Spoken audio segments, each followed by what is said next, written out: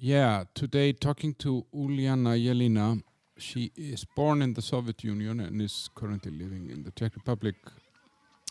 She sings in a party band, the best party band in Europe, Aurora Party Band. And it's a band that is booked all around Europe for corporate parties, weddings, and different kind of things. Well, we talked a little bit about that, not so much actually, because she told me more about her background in the Soviet Union, her family life that wasn't always very bright, and how she got out of Russia and why she wanted to leave. What she thinks about Russia today after the fall of communism. Yeah, and a lot of different things. She's a very active woman. She does a lot of different things. She's a former beauty queen. She was a customs officer in Russia. That told me some really interesting stories about that and the corruption that goes on there. She's been an actress, and yeah, she's a mom and a girlfriend as well. So yeah, very interesting talk. Uliana is a very nice person. I really enjoyed talking to her. I hope you will enjoy listening to her and me. Sponsors, Alfred Jobs, alfred.cz and Alfred Jobs in the App Store, available in Czech, Slovak and English, and soon, I think maybe actually now, Russian as well. Jobs all around Czech Republic and Slovakia, and you can set up a profile that's like your online CV. Then you can set up a watch that sends you like all the jobs that are relevant to you, and then you can apply with one click. Super easy to use and very private because nobody knows you're there. So you can search while you're still working somewhere else and keep smiling at your boss, pretending that you're gonna stay. The Old Bar Prague, on Cypher Tower 21 in Shishkov, super popular, great ratings, reviews on Facebook, Google, and delivery services available for. You can eat in there, but it's a takeaway place. I mean, you can stop by and eat, but order home also on Volt and Bolt. Great oatmeals, amazing skier, healthy goodies, good coffee, great smile, good service. I'm very unbiased when I can say that this is my favorite place in Prague. So if you're visiting Prague, to all my listeners abroad, then you have to check out the Old Bar. And yeah, the music on the show is Solstafir, a band from Iceland, and 13 in the intro. That's another band from Iceland, written in Romantic letters.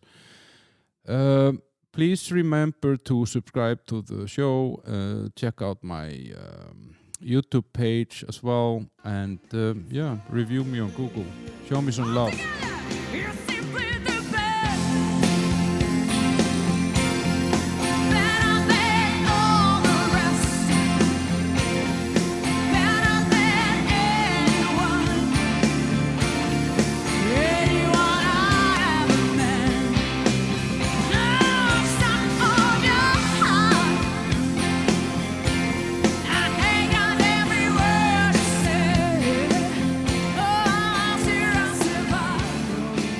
Welcome to my bunker, Uliana. How are you? Hi.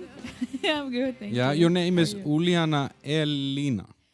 Actually, it's Elina, but they wrote it the wrong way, so I became Elina, and a lot of Czechs thinking that this is my name. So it's confusing. It's a Russian name. Or it's Elina.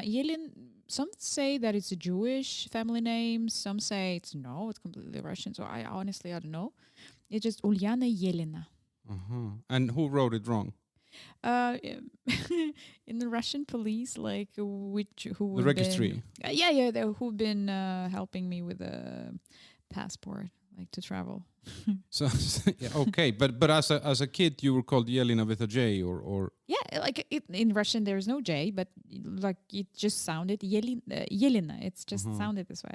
But if you would write it in English, yeah, it should start with a J or Y. Like it depends. You're a little bit of everything. I mean, you are a teacher. You're a former beauty queen. I mean, you're beautiful still, but your title is old. Very old. Yeah, and you were a customs officer. You're a translator, actress, and then you're also a musician and a mom and a girlfriend, and you sell bakery, like factory bakery lines. Yes. Is there more? I mean, Probably, I will not remember right now. no. Oh God. Probably we'll stop on that. If I will Yeah. remember something, I'll tell. But you're a mixed bag. You do a little bit of everything, right? Yeah. I just needed to find the way to survive. So I just tried in some way everything, or everything tried me. I don't know, because a lot of things just happen, and I was not planning them to be this way. But I'm happy that they've been this way. And but you also told me that when we were talking previously that your hobbies always become Yeah. a job, some or business somehow. Yeah, because actually I don't like, the only hobby I saw in my life. It was my dad's hobbies, and it always like stayed hobbies. He was, for example, he was craving from the bones or stones, or he was doing jewelry for my mom, and he loved it. And my sister became an artist, so because she loved to draw, and they like, my parents thought, okay, so maybe she will enjoy it, so they put her in an art school, and in the end she became an insanely talented artist. So but kind of the same thing with me. Singing was my hobby, but through life I just finished just to do that for a living, which I'm incredibly happy for. Everyone says that you're happy when you are going like with a smile in the morning to job, and with a smile you're going even like in the evening back home. So it means that you're completely happy. So I hope I am in this meeting. You're born in the Soviet Union few years before the fall of the Iron Curtain. Not much, few years. I was born in 1980. Yeah. And it fell down 11 years later. So I remember. Yeah. Actually, there was on 21st of August. It was the anniversary of the. Exactly. And you know exactly which minute you were born. Yeah, because I saw it in my card, like 7:40 in the morning. Yeah, but does it have any meaning for you? Or, I mean, are you into astrology or something, or is there some? I'm interested in those things. Why not? It's just always it will not harm you anyhow. So I'm just trying to collect as much information as I could, and just think about it later, or to try to find some like analogy or coincidence in this. It's just fun for me. Mm-hmm. Yeah, because usually, I get some fact sheets from people, and it's usually just what year. In your case, it was the minute. Like okay, that's impressive. Thank you. And you were born in Moscow, and as you said, like 11 years before the end of communism or end of the Soviet Union, let's say. How do you recall that? I mean, how do you recall that time? Like first, what I kind of recall as my childhood memories, anyhow connected to the communism structure, is that I've been in some sanatorium when I was little in winter, and we've been living there as a group of kids, and we've been there alone, like, I mean, with the stuff, but without parents. And we had a huge red banner in our canteen where we've been all eating and playing, and they've been for sure written some propaganda shit on it, definitely. But the last word was Slava. Slava, it's a glory. And we thought that this is we've been excited because that Slava, it's also a name in Russia. And we had a boy in that group named Slava. And we've been so happy for him that he has his own flag. Yes. So I didn't put those things together. I took it as a part of just every day around me. Of course, I love those, they call it demonstrations, like those celebrations on those communist holidays, and because it was colorful, it was fun, it was something exciting, but I was not thinking about it as like as a kid. No, it's just holiday. It's awesome. Or for example, when I started to like school, on every like working book, on every sheet, what you got, there was in the back there was the hymn of Soviet Union. And you're just reading it because you're bored on the lesson. So and of course everyone knew the words. I still remember the words, old ones. You're just reading it as a text. At least me, I was not putting anything into that, like something crazy. But I remember I was thinking that it was kind of a little bit weird. We had a book at home, which was completely propaganda, beautiful book for kids about the republics who, like inside of Soviet Union. And someone or told me or something that there was one more republic. And that book was beautiful because every republic was presented as a young, beautiful woman in their national like costumes and everything. It was beautiful. And I remember thinking, like, if they're all sisters, how it says in the book, how one sister can drop out. Like, I don't remember what republic was it. I don't remember. But I remember that question. But it was like a kid's questioning the structure of family. And it just nothing connected as well with ideas or anything else. Even when I was in second or third grade, so I was around like 8 years old, I was playing a school play, which were ruled by teachers, and I was playing the girl that we were been playing the story how the red tie red tie of Russian pioneers like was developed, or how to say it, like how it was tied, or how it was created. Like how it was created, like where it came from, why pioneers like Soviet pioneers, how the thing. And the story was that there was some girl in some village or some, I don't remember the details, but the thing was that it was some simple girl from village, and he had that head scarf, red one. And Dzerzhinsky, the head of KGB, that somehow he was there, something happened, and he kind of awarded her. He just put it from her hat and put it to her neck and said that you will be the first Russian pioneer, and you're like amazing kid, whatever.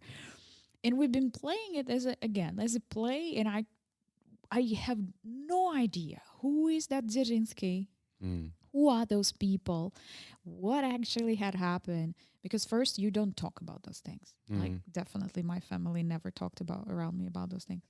And second, that it's just, again, can you probably the best allegory to try to imagine kids who are going to church, for example, every Sunday. So those preaches the God. Yeah, it doesn't really mean anything to you. But they're taking it a part of their life. It's just there. It's just the way it is. So it was kind of the same feeling. It's just there, and it should be there. But I was thinking as a kid that because of propaganda, of course, books, that Lenin was like sweet, old dude, and blah, blah, blah. So it was kind of funny to think about it right now. But when did you then realize, or when did you feel that you realized that? Much more later. Yeah. But I think I started to realize it when after the Soviet Union collapsed, because they opened their archives, and I remember my mom was talking with my grandma. She was still alive. That they would go there and request the information about the grandpa, because in 1937 they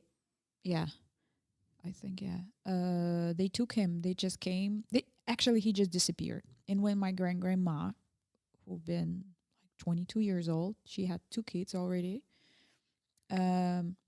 She tried to find him, or it was some situation that someone from the village, some higher... someone connected? Yeah, that they came to her house and started to take away everything they had. Like their belongings, their equipment, because they had horses. Like they've been not rich, but not poor. So they had something. And they started to take everything away. And she tried to protect it. They told her that, do you want to disappear as your husband did?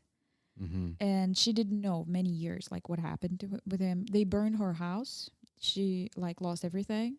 She was spending then, she went to the city to work from the village, and my grandma and her brother, which were small, they stayed in the village. And when the war started, Germans took them to the labor camp in, I think, in Belarus. But thanks God they survived and they walked back home. So that's actually a miracle story for me. So in 1991, they said like, come on, let's find out. And my grandma, many years after, she said like, I will not go because Soviets didn't do anything bad to me. So the fear is so deep. Strong. It's so crazy. And then I started to think like, what the hell? Like, what the hell is that? But also, when I was around 15, we had an amazing teacher in school of Russian literature, like Russian language. And she gave us Solzhenitsyn books about the Gulag, about the prisons, about everything. And there as well, when you finally get access to those things, because there was no internet or anything about it, you started to think about it more. And actually, anyway, the most I think about it nowadays, like around 10 years ago, because in Russia, the situation is repeating completely, almost. Not almost the same, but very, very, very close, unfortunately. It's interesting because, I mean, I mean, yeah, I think there's a lot of these horrible stories that come from this time, and as you were saying with Lenin and with Stalin as well. I mean, these were leaders that did horrible things to their own people as well. But not that I want to excuse them, but if you then actually look around what was happening, let's say in the 18th and 19th century around Europe, and how European empires were treating their colonies and so on. It's horrible. Yeah. It actually wasn't much better, you know. No, it was not. It wasn't. So, and it's interesting because, of course, the history is always written by the ones that won, you know, and somehow, you know, communism has lost, and the I don't know, capitalism has won somehow, you know, and. But it had the same methods in a way, a little bit. That's the thing. They've been telling about it. That's why for Black people in America, it's so hard to speak out about their rights, because from the very beginning they've been different. They've been so different. They've been different by looks. They've been different by mentality, by language. So kind of Europeans or newly Americans, they've been not treating them as a humans or equals, only because they just been so different. And that's why I don't understand how it's even possible that in Russia or Soviet Union in those days, people can treat each other, the family members, the friends, like today someone is, you know, very good friend to you and tomorrow he can really like tell on you or kill you. This scares me. But I agree with you, because I think even here in the Czech Republic you still see kind of how do you say, the leftovers of this or in the nation's culture, because it's really, for me as a foreigner, it's very fascinating to see that there is a lot of like this protocol of politeness, you know, like that you come into the doctor's office and you can say good morning to everyone. But it's the same people that you would actually push out of a tram if they're in your way, you know, because you need to exit and you don't give a shit if they're 80-year-old, you will push them out or you will scream at them from your car. So there is this kind of a society protocol about, you know, being polite, but it actually doesn't go very deep. People are very quick to turn against each other and tell each other that they're idiots. And I sometimes have a feeling that some people here don't even like themselves.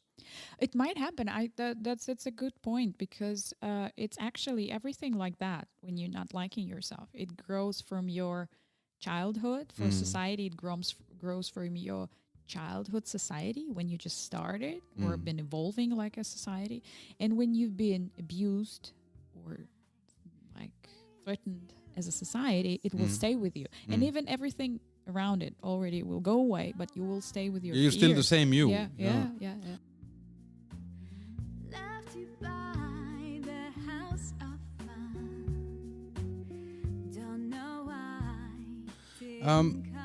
So how was it like you do you have a big family? I mean, you had a great grandma, you had a grandma, you had obviously parents, and you mentioned a sister. Was it a big household? Or?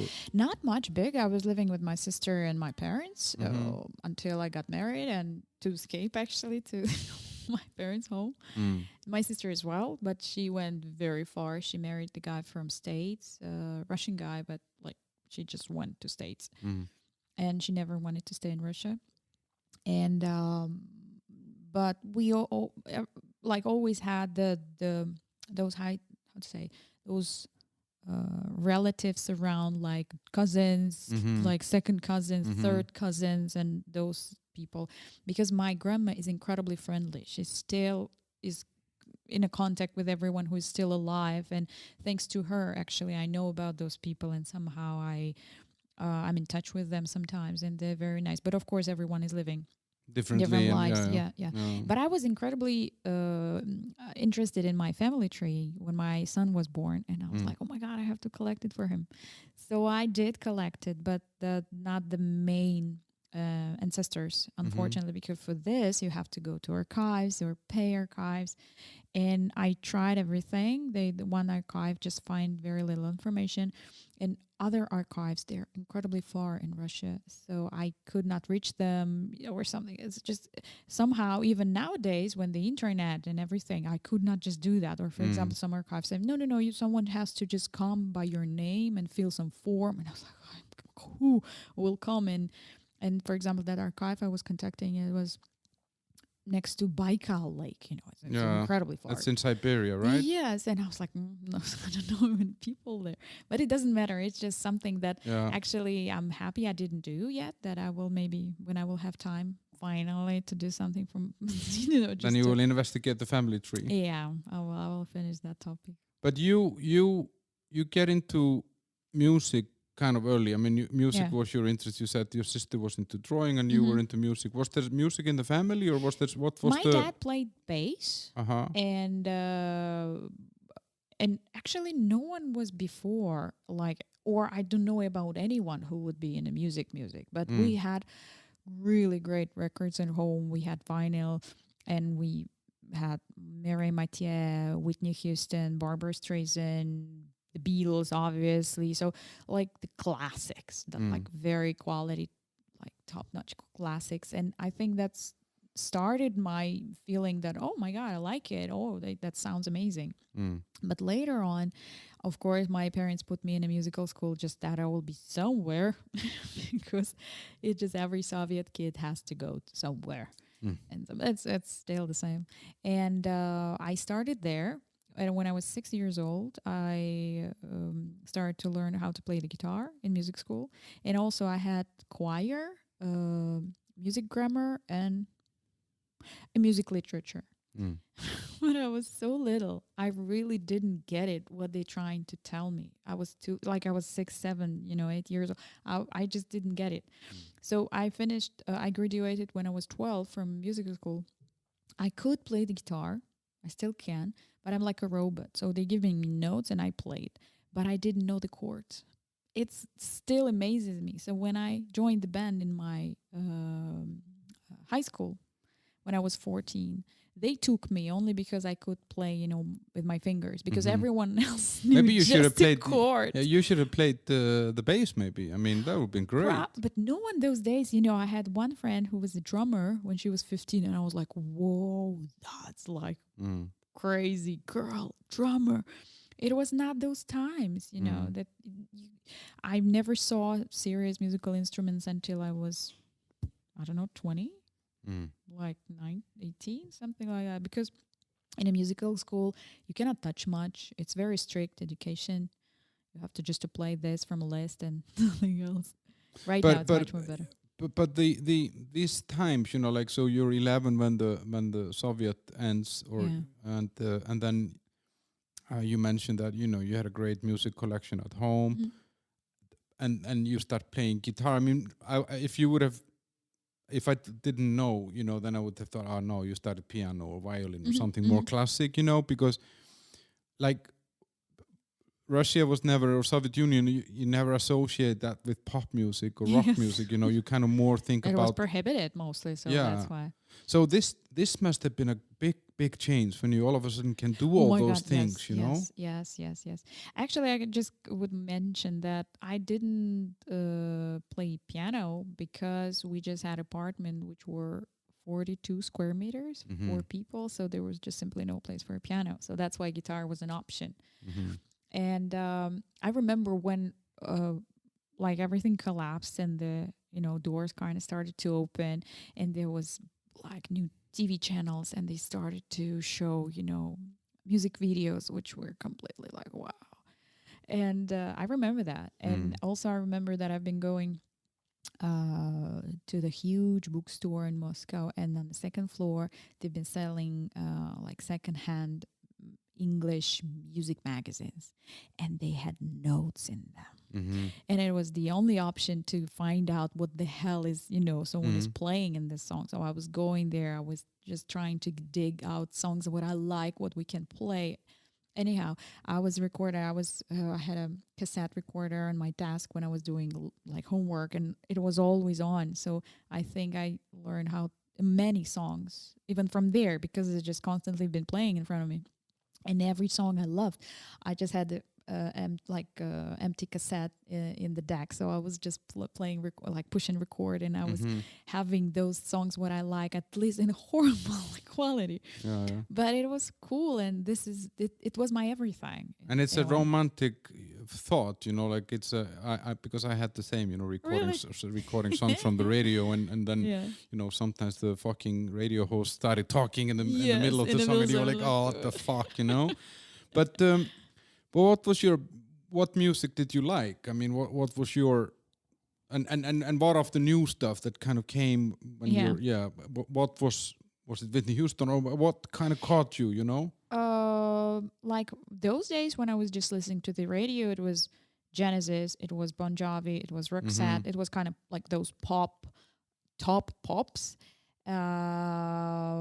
Then of course Green Day, then of course Nirvana, then of course Offspring, then of course Prodigy, and it got it just escalated. Plus I was 15, 16 in the end of 90s, so of course I was in my teenage years in that rage, and I loved but I've never listened to the metal bands, but I love the emotion, I love the energy in a song when you just can just shout out something which is really inside of you, and it somehow resonated with me.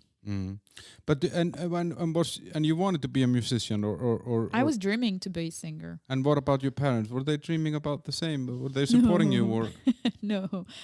My mom, who was the the main mind in the family.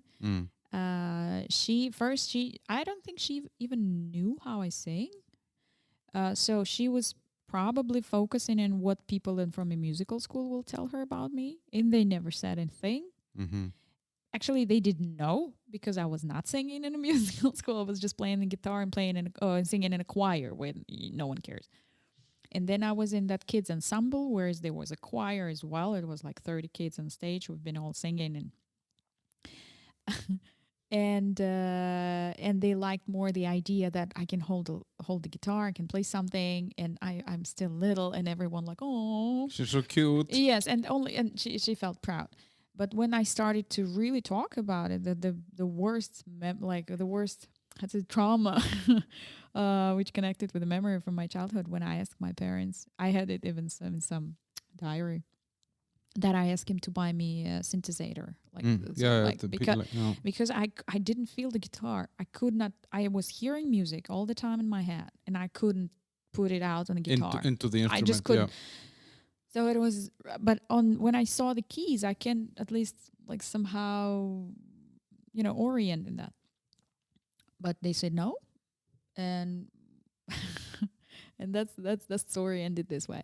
And when I was graduating from a high school, in Russia it's this way that when you're 6 or 7, you're entering the high school, you're studying for 11 years, and after that you're going straight to the university. Or after 9 years you can go to college and then to university. So I started 11 years, I graduated, and I was like, last year, it's always like that year when everyone is deciding what's what next. to do. Yeah. So you're like 17, right? 16, 17. 15, 16. 16. 16, yeah. 15, 16. And I was telling my mom that I would love to do music, maybe. and she said, so you will go to conservatory. No, it was worse, because she's an incredible manipulator in this, that she said, okay, so you will go to conservatory. In Russia, conservatory is a university. And I was thinking, No one told me that, but I was thinking that in conservatory only the geniuses are going there. The people who are really have talent. the word sounds like that. Yeah, Conservatory. yes, and I I was like, I don't have a talent. I just have some some small skills, or just wish to have those skills.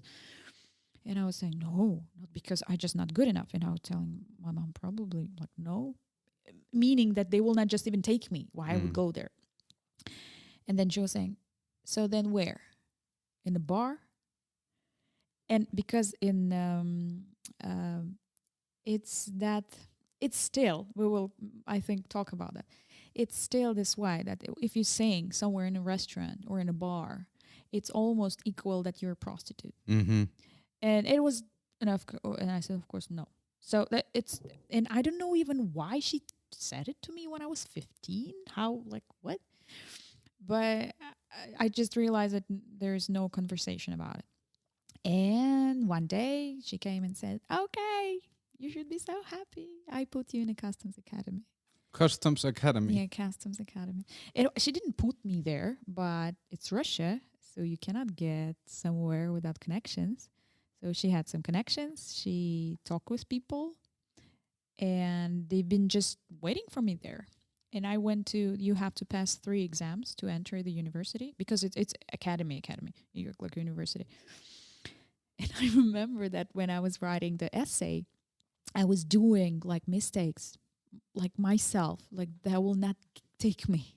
That it will be so bad. You're trying to fail. Yeah, I'm trying to fail of all costs. And also, I didn't mention, when I was even younger, when I was around 11, also I wanted to become a writer. So I was writing a lot. I even won the literature contest, and I was getting even some small, a scholarship. So I was fine with writing, but for me it was kind of like, oh, I have to do a mistake. I have to write it really bad that they will not take me. But they took me, obviously. And so that says a lot about the standard of customs school. If you did your worst but still got in. Exactly. It tells a lot of Russian structure in general. But why would what I don't know. I mean, most parents want their kids to be, I don't know, like doctors or lawyers or some boring stuff like that. And your mom wanted to be a customs officer. Yeah. Was there any logic, any bigger thinking behind it, or it's just a secure job with the government? First, as you said, it was secure job with the government, and second thing, it was incredibly prestige. Because it was the newly founded academy. It was only 3 years kind of existing. It was very limited number of people taking in. That you have to enter the government system, and you will be protected later, that they will find the job for you, they will put you in a place, and blah blah blah. So in her mind, probably it was like, it's awesome. Yeah, you just entering go in once, there and then you never have to worry again. Exactly. So but for me it was like, my God, it's horrible. It's really horrible. But about this, like, because, like, I think a lot of people, when they think Russia, they think corruption. And I mean, you don't even need to think Russia. I mean, here in the Czech Republic, there is still a lot of corruption. And there's a lot of corruption in public offices, like you slip a little bill with your letter to a public office, and then things get solved. Yep. Was that, I mean, do you think that like, to be a customs officer in Russia would come with some benefits of being able to confiscate stuff, then take it home? Oh my God. Okay. It will. Oh my God, it will. That's why I hated that, because it was so full of lies. Like, you're sitting on lectures, you reading about those customs law, and those kind of shits. And then you coming to we had like practice in the end of every year. And first time we coming on practice, and everything what you see just tells you the complete opposite, that system does not work, that those people does not live for their paychecks. They're like, it's no. So first, for example, red flag was that we should work with the real customs documents, because in academy they've been just showing us the empty forms, and you have no idea what the hell is this. So the practice was for the things that you will find out, and we never saw any official custom document. They will never gave it to us. It was the first red flag. The second red flag was for me that once that this guy from the So we've been on a small how to say like office, customs office, which are next to the three biggest Moscow railway stations, and so they had to check trains and the cars and those containers. Cargo. Yeah. Yeah. So, and the guy from that customs officer coming and saying, "Okay, girls, come. Like I'm taking you to the field." So we're coming to the some container, and I still remember that thing that he's opened the container. There's standing the guy who is probably from the company, the owner of the thing, but it's happening all without words. He's just that customs officer opening the container, just looking, and that container is completely filled with up to the ceiling with the very cheap plush toys from Chinese plush toys. They're not so beautiful; they're pretty ugly, but whatever. So. And they're just stuck in there. And one bag of plush toys contains like 5 or 6 toys. And he's just taking one under his arm. Then he's taking one to me, to another girl, taking one more with him, like signing papers, closing the container, and we're going away. Mm-hmm. This is how, like, even on such a tiny level, no one needs those toys. Like, what the hell is this? And it was totally normal. Casual, kind of thing. And I remember that while in their office, we've been checking drawers or something, because somehow they sending you to pick up something. And we saw a lot of, for example, boxes with gums, boxes with condoms, boxes with I don't know whatever what. So everything they actually can steal, they've been stealing, because I don't think they even see it this way. Like, why can I take it? It's my. But that's also the old kind of Soviet communism thinking that I don't know. You take whatever you can. But I was really for me, I was like, what the fuck is that? Even at the same time, I grew up in a household when my parents been stealing electricity from our house. So my dad secretly took from the main electricity wire some wire to our apartment, and they've been using it. So like. Not for everything, but some for fridge or something, So really, it's everywhere. It's a mindset. It's a mindset. And for example, my dad was almost a professor. They've been teacher in the university themselves, so it's not some like. It's still, when I started to think about it after the years, I was kind of shocked. How can I judge someone if my own family has been like that? It's kind of creepy.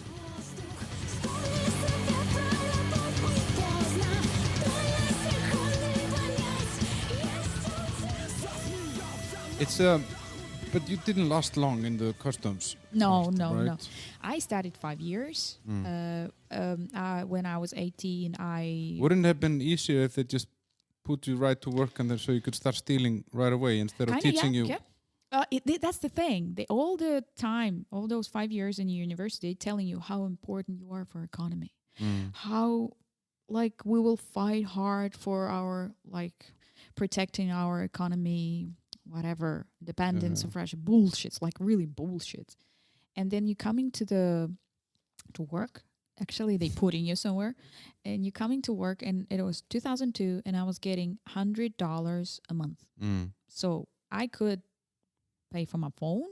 I can buy some like personal stuff, like as well, like for girls, shampoo, like some bullshit. And I can give my parents a little bit for food, but I could not rent anything. I cannot put money aside. It was $100 a month. But when you coming to and I was working in the central office of customs committee, and when you come in there, you can see on what cars people are arriving to work, what they're wearing, what their vacations they've been to, and they're talking about it. And I felt disgusted. I just realized, like, I was there only 3 months, and I just realized sometimes they will try to get me in. But I'm too naive. I'm too soft. So first, I don't want to steal, and I don't want to know how they do that, because if they will know how to do that, you're kind of in danger. So you're with them. You're either with them or against them. Exactly. And also in custom structure, there is a security department as well who is looking kind of after people, and they putting people still to prison for corruption, but they putting not those who were stealing the most. The other ones who were not playing along. Exactly. But I actually had this in Denmark. I used to work in Denmark. There was, and then Danish people, they have 2 sick days a month, and they will always be sick 2 days a month. And then we had this guy. I hired a guy from Iceland, an old friend of mine, and he was never sick. So after like 3 months, they took him to the side and said, "Listen, you have to start becoming sick. You're creating a problem here, you know." Yeah. It's all about this. Yeah. Or I just realized, because I was much younger, right away guys started to hit on me and I was so casual as well. And I just realized, oh, so I have to become someone else's girl to feel kind of safe here, or I will be completely in danger because I don't have any family connections, those like strong ones or something. There is no one behind me. And I didn't want that as well. And I never regret it. And actually, that probably universe heard me, because they eliminated my department. So I was fired, but they paid me money, because they kind of fired me, not I went away. So I was so happy that I'm just done with it, and I'll never see this again. But you were under oath. Yeah, I was under oath. What does that mean? Like some state oath? Yeah. And how? It's like in an army. So you're just pronouncing that you're right now a state employee and blah, blah, blah. So you don't have any rights to work. So, for example, friends of mine or my ex-classmates, they started to work when they've been 18, 17, like when they've been already in university, and started to work when they graduated and have their high school, like a university diploma, they already have some like CV already, at least something. I knew a shit. I was 22 and I didn't know how real world works. When you signed up, or when your mom put you into custom school, then you went year under oath, and that you're not allowed to work anywhere else. Exactly. You just can be a student of the Customs Academy and work in a customs after, but you cannot do anything else by law. So it's just, you cannot. Okay. And that's why when I was out of it, and felt like crap, I didn't know how to do things, so I need to, like, where I will go to work. And I went to, probably you will know, I don't know if they're existing right now, but it was huge American agency, Kelly Services. And they've been employing people for part-time or something, for a kind of lower position jobs, but to good companies. And I went there and I said, I need job. I know, like, I can speak English. I want job for a year, because I was planning that I'm living in Russia. No, I don't want to live here anymore. And they found me a job as a secretary in JP Morgan Bank in Moscow. So, and it was closed office. It was not office for public. And there I finally realized how cool actually Western company structure could be, how they dealing with problems, how they treating each other, how everything works, how those processes connected between people.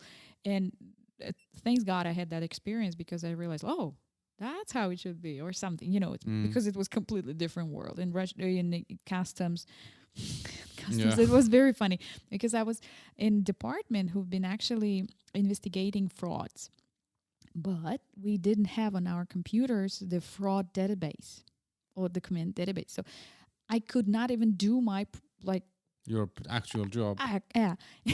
To go to another department of contrabanda and ask the guys, like, really pray them, like they will let me to their computer for an hour or two, that I will do my job.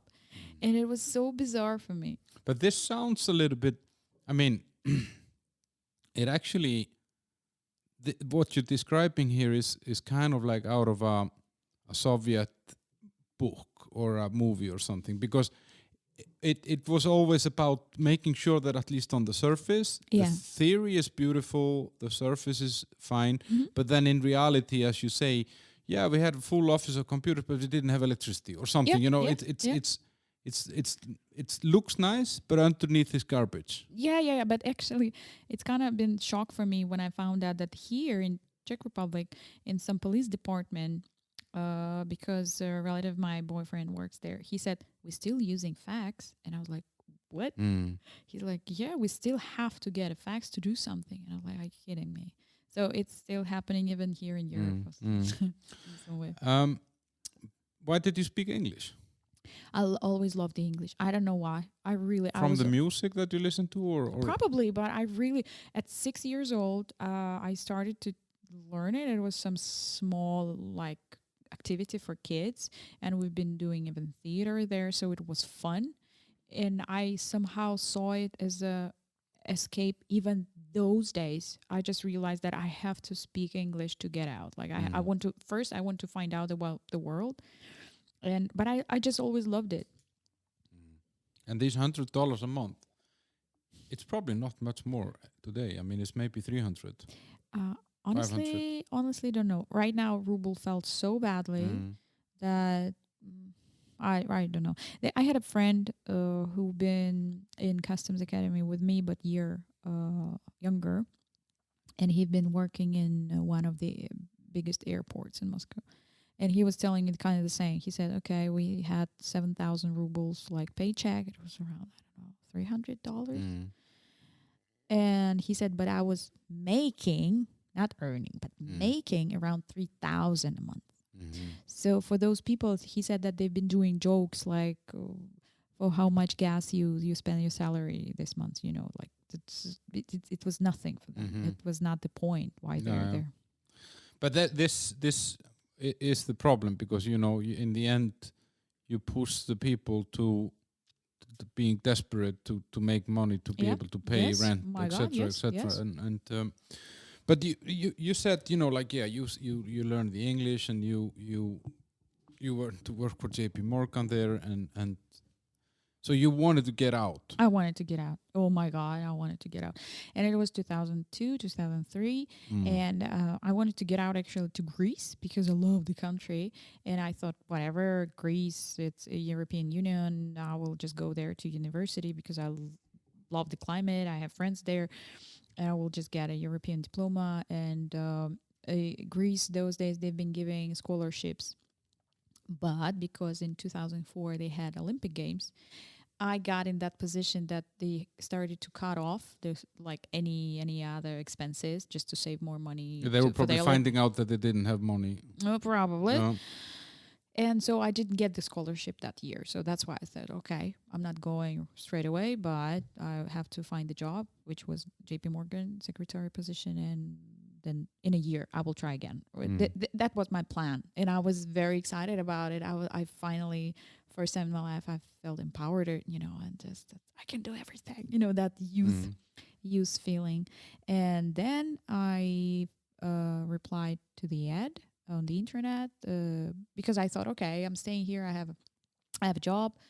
I have to find some music for my soul, because I was always in a band. In school I was in a band. To anyone I met and I heard that they have a band, I was always, oh, please, can I play with you? Can I sing with you? I was incredibly probably annoying, but I just wanted to do this, and I didn't care. Like, okay, let's try. If it will not work out, so what? This kind of approach. So, and I just Googled that vocalist wanted. And I found the ad, and I found the band, which I later became a part of. And then I recorded an album and I left the band. But it finally put all the things together that I realized what I can do. Not right away. But it was just the beginning of probably a journey I'm still on now. That when I was 24, first time I heard that, like the music teacher, they sent me to the vocal teacher, and she said that you have 2.5 octave range, and I was like, okay. So I didn't know. Is that good or? It's very good. It's very good. It doesn't mean anything actually, but in in what you've been born with, it's very good. So you can work it to use it properly, and it could be nice. So you can sing a lot of things, and then they will sound fine. And I remember that I was telling her, like, oh my God, my mom didn't let me to go to conservatory. And she said, that was a good thing. And I was like, why? And she said, because everyone who goes to conservatory later sings as anyone else. Yeah. You cannot just... They come out of the factory in the same shape. Yes. Yeah. And she said that those teachers are even breaking those kids' voices and styles because they just don't like it, or don't know how to sing because differently themselves. It's a conservatory. Yes. It's supposed to conserve. Exactly. Not to, This is what it does. Yeah. Yeah. So, and she said that's good. Yeah, you're singing not correctly, but you're recognizable, which is like you have your thing. Yeah, your own style. Yeah, and I was like, really? Do I? Okay. So somehow, even after all those years of my like sadness about that, I've never been, able to do music in this way, study music. She said, But you did that album. I mean, you I did. recorded an album. Yeah, I did record an album. And why did you leave that? I mean, what? It's kind of probably standard story for a band. Artistic differences. Not only. It was very, very weird because guys been much more older and they have their goal and they didn't care about anything else except that goal. They never had a families. They just had that band and that's it. But I've been never paid money, but I was always asked for everything. And I should live everything. I should drop everything. And I couldn't. I was working with my dad. Even, simple things like color your hair black or, I don't know, like do tattoo. And I said, like, I cannot. I work with my dad and we're going to the very serious organizations, companies and state like departments all over the Russia. If you come with a tattoo, then you're a criminal. In Russia, you're a criminal. Exactly. So I said, like, no, I just cannot do that. And I'm making money with my dad. Here I'm making zero, so I'm sorry. And but I was just not perfect. You were not fit. in the same place like not they at were. all. You're not ready for the. Yeah, and I was not the perfect fit. They wanted probably my skills, but not me. So until that, that everything was kind of not glued together. Actually, there was one more reason. I met my first husband. He was a manager of that band. So I met the band. You say first husband, first, like you had a lot of husbands. No, I mean like my boyfriend's not a husband, so maybe one day he will. So okay, my ex-husband. Yeah. And he was a manager of the band, so that's how I met him. I met the band and then him. And we got married, and when we started to have problems with the band, actually, like me personally, I stayed in a band anyway because the band was owning him money. And I thought I will stay in a band. I will just make it, and we will. You stick it out, yeah. Yeah, well, at least we will make that money back. Him, not me. But it never happened. So but at the same time, it was such a crazy journey. I'm incredibly thankful for them in this way that they. I've been on that album, and somehow people in Russia registered me as a singer because before I would never ever. Be able to tell people or do those things what I. So this is your breakthrough in a way. Kind of, yeah. And what kind of music was this? It was pop metal. It was kind of mixed between Korn and Evanescence, something like that. Okay. But it was I look forward to hearing it. Yeah, I hope you will like it. Yeah. And I sing. I'll pretend that I like it just to be nice. No, don't do that. So I really appreciate honesty. Don't do that. If you would say, "Oh my God, that's a crap," and I would say, "Yeah, it is." but during this time, you always want to go somewhere else. You're always thinking like your eye is always on leaving Russia. Yeah, and I don't know why actually, because I remember when I was little, my grandma, for example, in some like celebration, family gathering, they've been sometimes dancing. To those, booms, booms, booms, booms. Like that's so simple Russian music. I always hated it. And I didn't know why. I was not feeling it attractive or funny or interesting or no, I was like, what the fuck they're doing? It's horrible. But and later on, I thought that maybe I believe in souls and all those things. So I think probably I was not living in Russia before, something like that. Because I don't feel connected. And everyone I met here, even you're Russian. You don't look like one, or you don't feel like one, or you don't sound like one, in all meanings. And I was like, okay, but I never felt like Russian. It's just weird. Are you different from everybody else in your family, or yeah? So maybe they just somebody sent you in the mail, or you were in one customs container somewhere. Maybe, yeah. Pulled out. But so you will eventually get here to the Czech Republic. Yeah. How did that and why Czech Republic? What is it about Czech Republic? Accidentally, completely accidentally. My parents, as I said, they've been teachers in university, and that actually university have been not for students but for people going to get a second higher education. So they've been already adults or working or have positions or whatever. So there have been some guy who came from Prague, and they've been very friendly to everyone, my parents, except us with my sister. And they had a lot of friends among the students or whatever. And so they've been becoming very close with those people. We've been always having party at our home. And they brought this guy home, and I was going to get married very like in a couple of months. And he said, like, oh my God, you're getting married. Like, you have to go to Prague. You will love it. I will arrange everything for you. And I was like, he means that we will pay, but he will tell us where to go, how to do things. Like, he will recommend stuff. And it was like, okay. So I didn't know anything. I just trusted him in some way. And it was truly amazing. We just spent 7 days in Prague, or even less, or 5. But I was in love, like instantly. I was like, it's fairy tale. And somehow I'm so happy because I still have that feeling until today, because I'm walking around Prague and it doesn't matter in what shit I've been. I was always looking up on the buildings and everything. I was like, oh my God, it's so beautiful. I'm so happy. Yeah, it's an amazing city. But you said your parents were always nice to everybody except you and your sister. What do you mean? Like, this custom school or no, they've been quite abusive parents. So like it's quite as well standard story that people could not even imagine what is happening behind closed doors. Everyone was telling me, like, complimenting me, you have such an awesome parents because they're partying with us and drinking. And I was like, okay, yeah, they are. But what do you mean, like beating, like abusing, like a lot of shits, like really, like it's just. Is that? Do you think that's a common? I think was a common thing back then, or maybe still is. No, I think they have their their own issues. What they just put on us because we could not fight back. Mm-hmm. That's why we escaped, because we just couldn't take it anymore. But in general, yes, in Russia, it's very common to be incredibly emotional, stressful to your.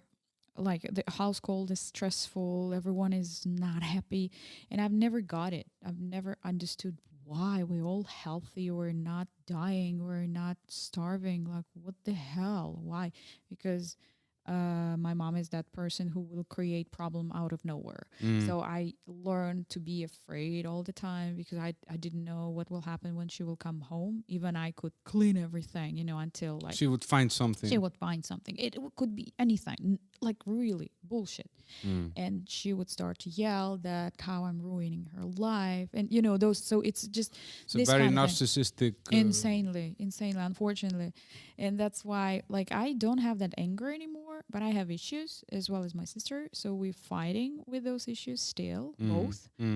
And that's why we wanted to do one of the books we had idea for. Just to talk about it, because it's such a stigma that mom equals love. Yeah, and it's not. It's not. Yeah, it's not at all. I mean, and actually, I read because I'm very interested in this topic, and I've studied a lot about this. Really? Read a lot, yeah, and there are even theories that claim that moms are worse to their daughters because they. Primitively in Stone Age when we were tribes and there was one man and maybe 10 women or something in the group. They're competing and they see that even a mom can see a daughter as a competition to her husband, which is in today's life would be I don't know what it's called, incest or pedophilia or something, but it's a really, really interesting thing, and that it's not automatic that parents know how to love. No, not at all. Not at all. And actually, I got it. I just realized that how interesting that feeling might be, and that not everyone feels the same for sure. When I had my son, and I remember that he's your child, you love him incredibly, but you have no idea who he is. It's the same as you would meet the stranger in the street and you have to live with him. So it takes time to find out who he is. Even you would kill for him. It's such a weird feeling, but I realized that some people just maybe doesn't have that connection or that will to find out who is that person. They just never, or they never wanted kids, but their family pushed them to have, ones, or they thought that they will love their kids, but it never came around. But I just, it could be any kind of reasons. I just never could forgive that you would hurt the child. This is, I would never forgive because it's, for me, it's the worst thing you can do, because it's so easy to break them. It's so easy to break them, and then it will take you the whole life to deal with it. But it's I guess with these kind of abuse and these patterns, it's the most important thing is to realize them and kind of accept them, because then you can actually start kind of living with them and working with them. But are you friends with your parents today, or like first, it's maybe Soviet, like I forget the word. How they like, my God, I forgot the word. How they grew us up? No, how they raised you? Yeah, how they raised us.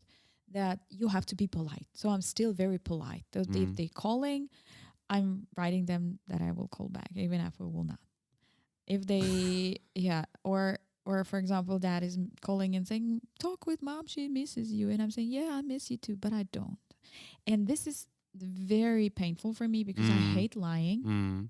But I know that this is the best way, because if I will say something different, it will not help. Yeah, it will just escalate into something worse. Yeah. And mom right now, she got sick like 5 years ago, and she has dementia right now. So of course she's feeling horrible. But they're both in such a, for me, it's a hell what they're in, because my dad loves her so much, but at the same time, he's not helping her to get better. For example, she's like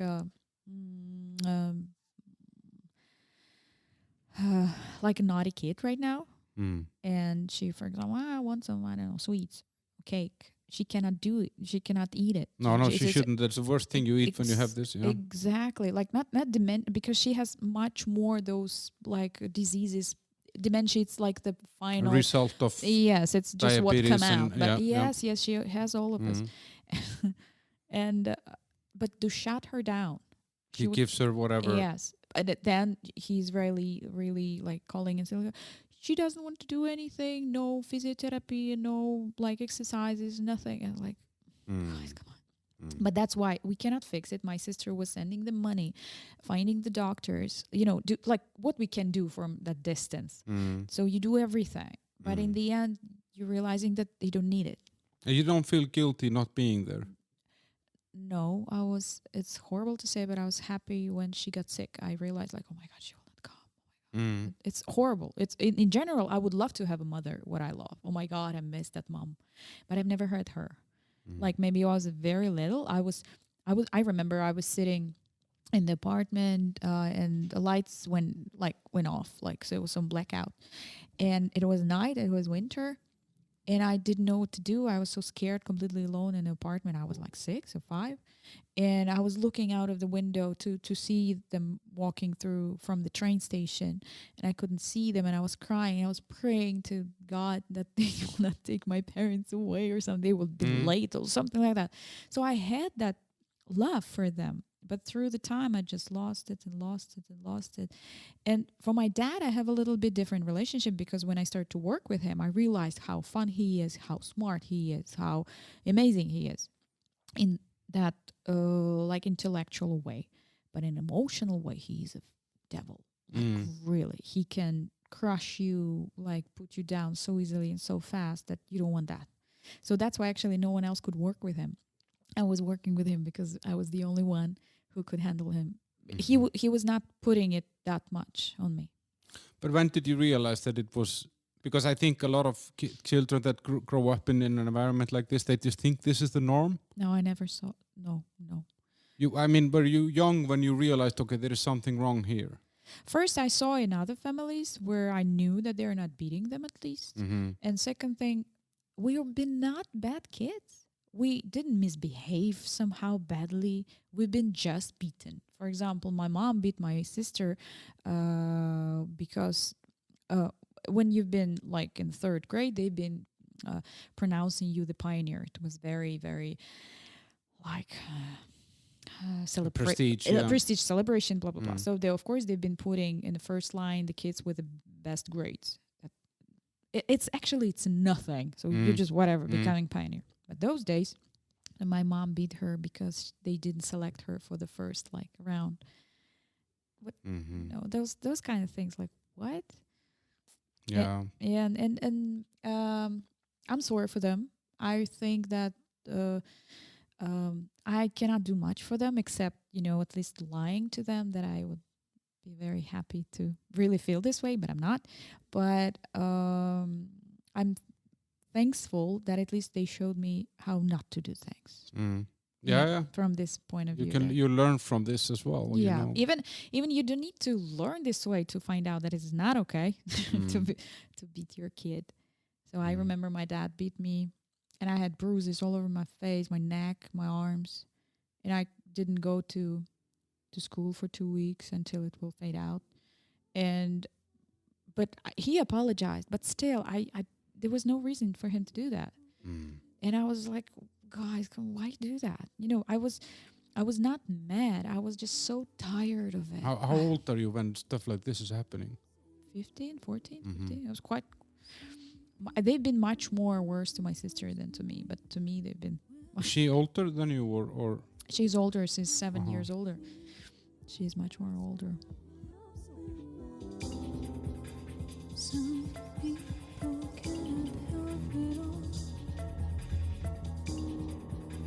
Some people cry. Yeah, it's unfortunately this, like you hear this in places, and I can imagine that at that time, I mean, like, you don't have child services in Russia in 19.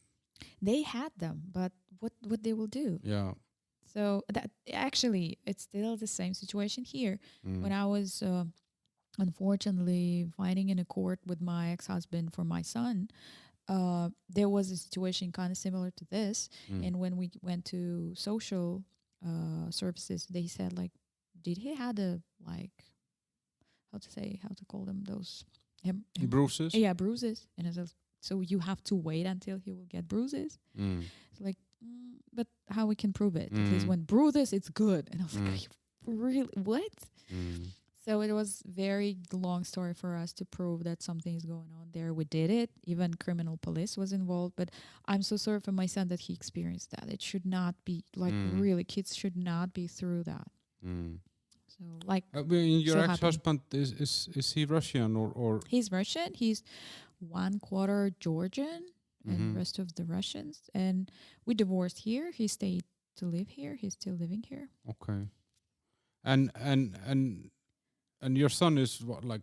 Right now he lives with me. Like, so I'm so happy. He's 12 now. Okay. But you were quite young then when you became a mom, right? 28, not so much. Oh, that's not so bad. I mean, in Russia, that's old. I would love to, but because I have fertility problems, I've been doing IVF twice. So, like, that's why it's actually took us many, many, many, many years to, like 6, 7 years to finally, like. So you had a lot of sex. No, I've been trying, like, going to operations, treatments, treats. We're trying. Yeah, but no, I've never actually. This is as well. Like, everyone was, why you have this? Because I have this disease called endometriosis, and everyone says, like, but because you've been doing abortions. Like, no, I've never got pregnant even, like, naturally. Like, what? So there's still as well stigma around those problems with girls having. They think that they somehow created it or triggered it. And I said, no, it just happened with me. I was first time I got on the operation table because of that shit when I was 22. So, like, so it's just happened, whatever. It's just in this meaning that if someone's telling you how it is, please, guys, believe those people.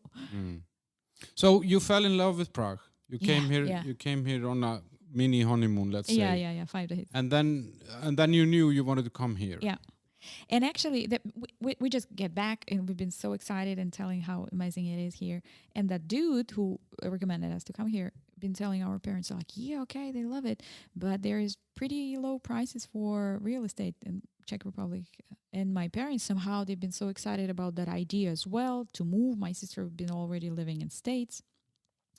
So my dad had some client and they sold some land, some small land, and they put around $45,000 and they bought the apartment where I live in.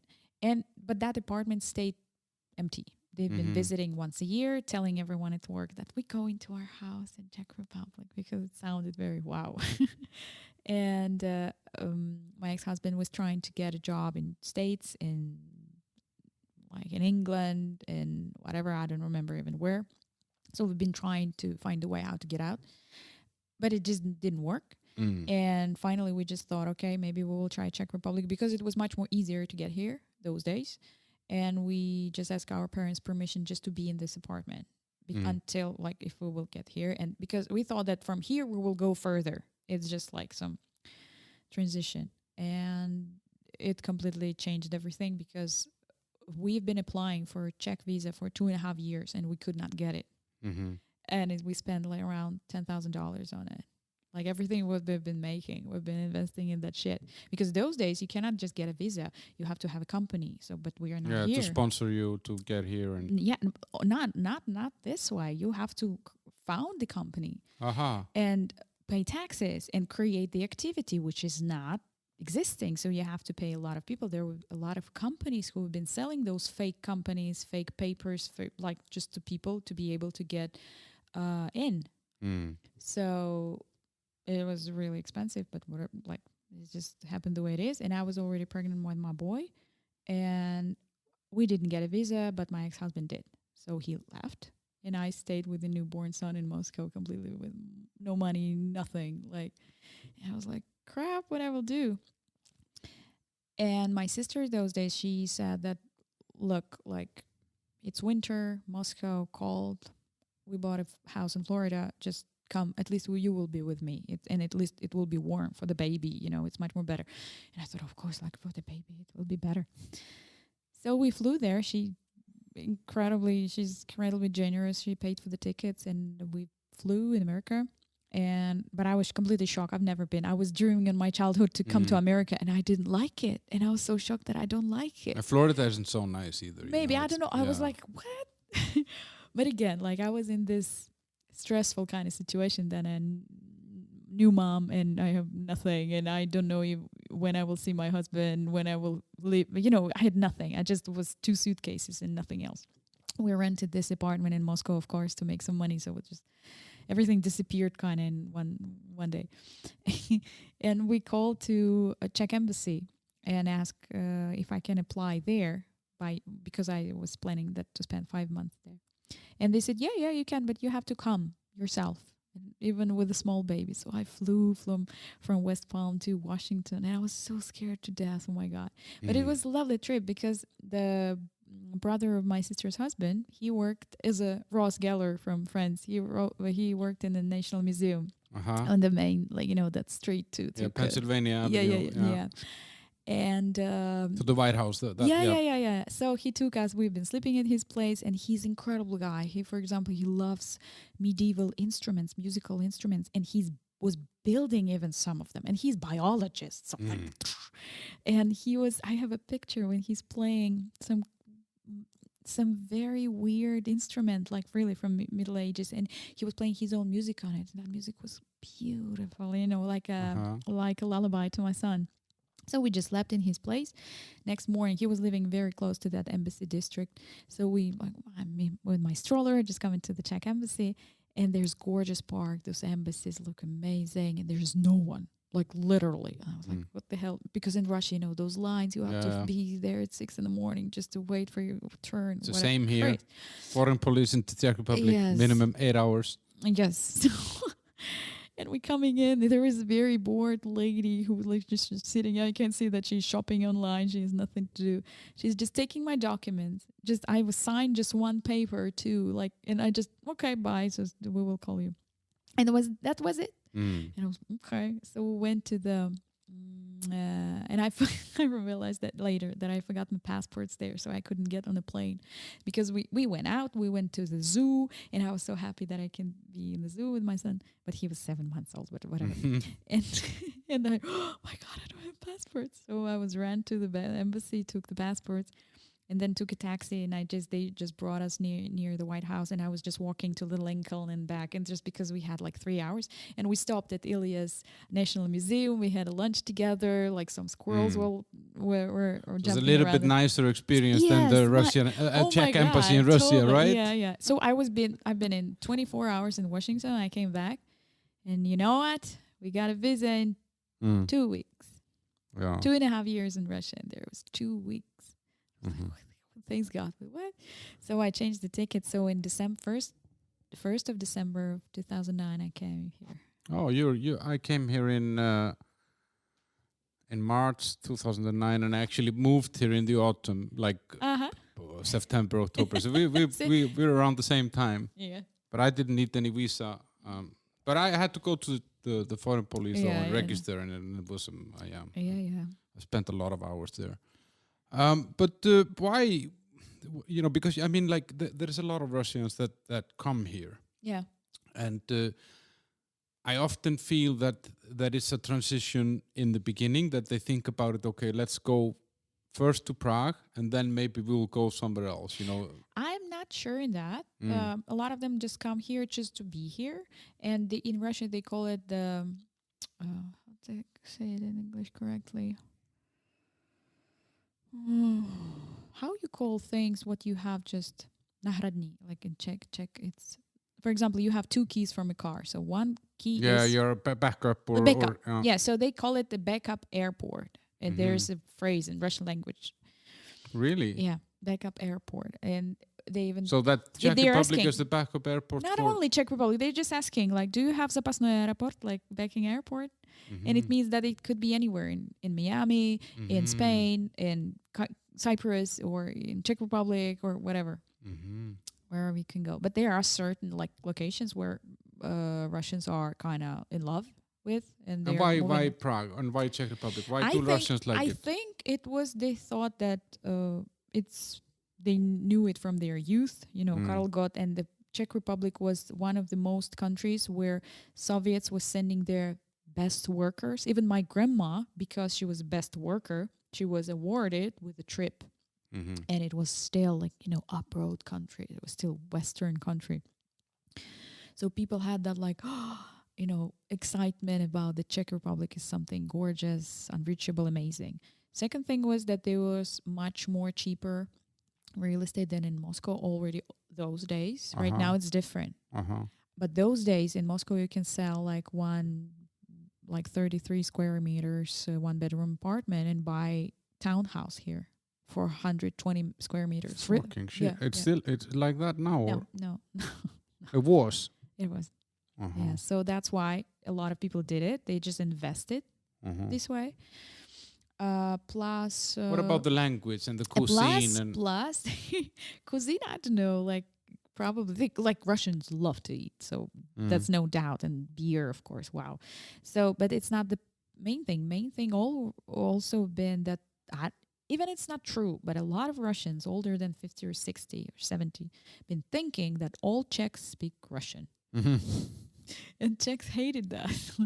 But it was so nice at the same time from parents of my boyfriend, he's Czech, that they really, when they met my parents, they've been really trying to speak Russian. Even they, learned it, like studied it very many years ago. And they've been so happy to use it even. And I was so thankful that they tried. It was very sweet.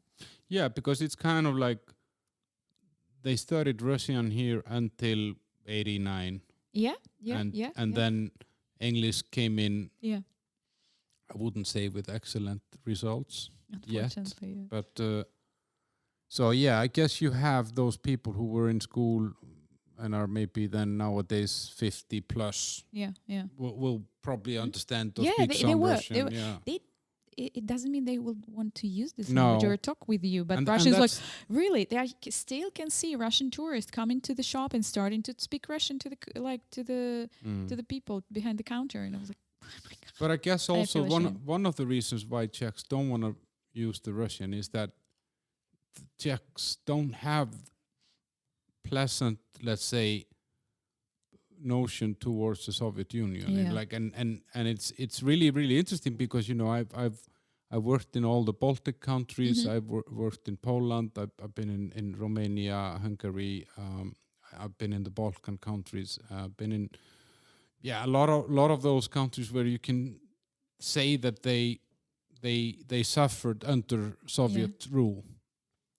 And I've never experienced what I experience here in terms of, like, now it just recently we celebrated the anniversary of when the Russian or the Warsaw Union, or whatever you call it, Warsaw country sent the tanks here in 1968. And when I came here, you know, and I was like, I had Russian colleagues that I really, really liked, you know, and they were actually, very open and stuff like that. But I felt that the Czechs were like, oh, the fucking Russians, they came here in 1968. And I said, but now it's 2009, you know, it's not like this guy was driving the tank. He wasn't even born, you know.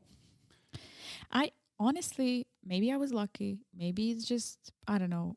But I've never, ever, and it's quite a long time I'm here in Czech Republic, I've never experienced the negativity in this way, that I'm Russian. I was a little bit nervous to tell people that I'm Russian, but it was my feeling. I was thinking that maybe it will hurt them, or maybe they will have that, you know, those wrong thoughts about me right away, even they don't know me or something like that. And I was even I remember that when they've been showing some documentaries, almost every year they do that about those days in 1968. And I was watching, almost crying, and I was telling my boyfriend that I'm so sorry. And he's like, why are you saying sorry? You know, it's not your fault. But I said, I'm really sorry because it's such a shame. We didn't know. Like, I was not even born. I don't know how my parents took it.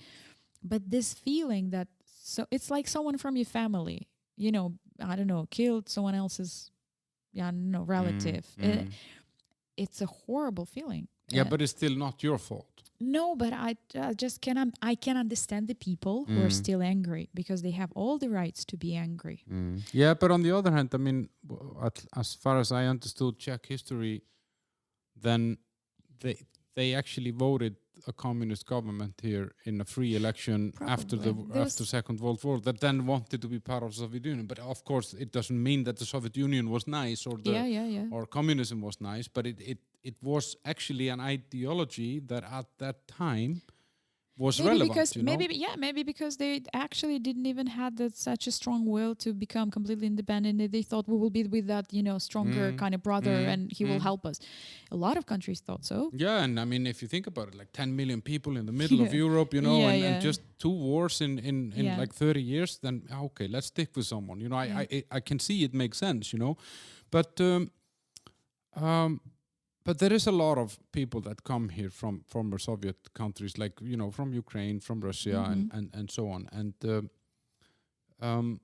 is it like a community here, or do you feel that there is a huge community? Mainly that community there is community of rich people who know each other. There is community of like kind of ordinary people who might be connected, and it's a huge community of students who are mainly connected because they go into the same places like bars and restaurants and clubs, and they, at least in Prague, and they somehow know each other. At least they have this scene to attend every weekend. And I've been never fan of any of those communities because I left Russia to be out of Russia.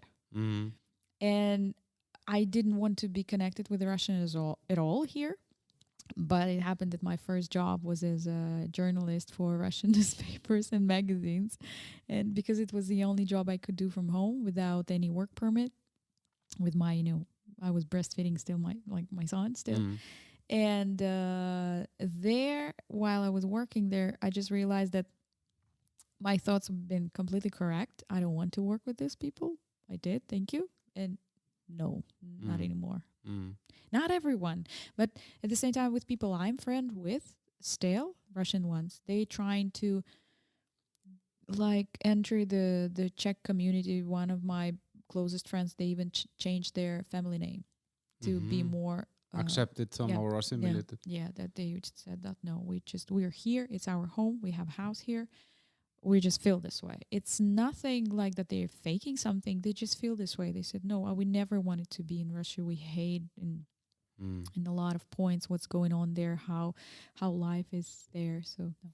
But it's because I mean, like it's not easy to make friends here. I mean, in all honesty, I mean it's not. I mean, for me, I mean, coming from a Scandinavian culture, I used to live in Copenhagen before I came here, where like the first thing that was said to me in Copenhagen is, "Oh, what are you doing in the weekend? Don't be alone. Come and do a barbecue with us." You know, I never felt that here. That doesn't mean that I haven't made friends here, but it just took longer. It takes they longer are pretty close. Yeah. And then I often thought about it with the Russian community somehow, because I mean, I'm from Iceland. Everybody fucking loves Iceland. You know, it's beautiful, all that crap, you know. And then I'm thinking, if I would introduce, I'm Igor from Russia. And then like, okay, fucking 1968, we're never going to talk to you again, you know. Like I'm so maybe that's why those people sticking together. Yeah, still. that's like, what I'm thinking, you know, because there are clubs here, like this fashion club in Kotva, you know, it's Russian, you know. I know, and I know.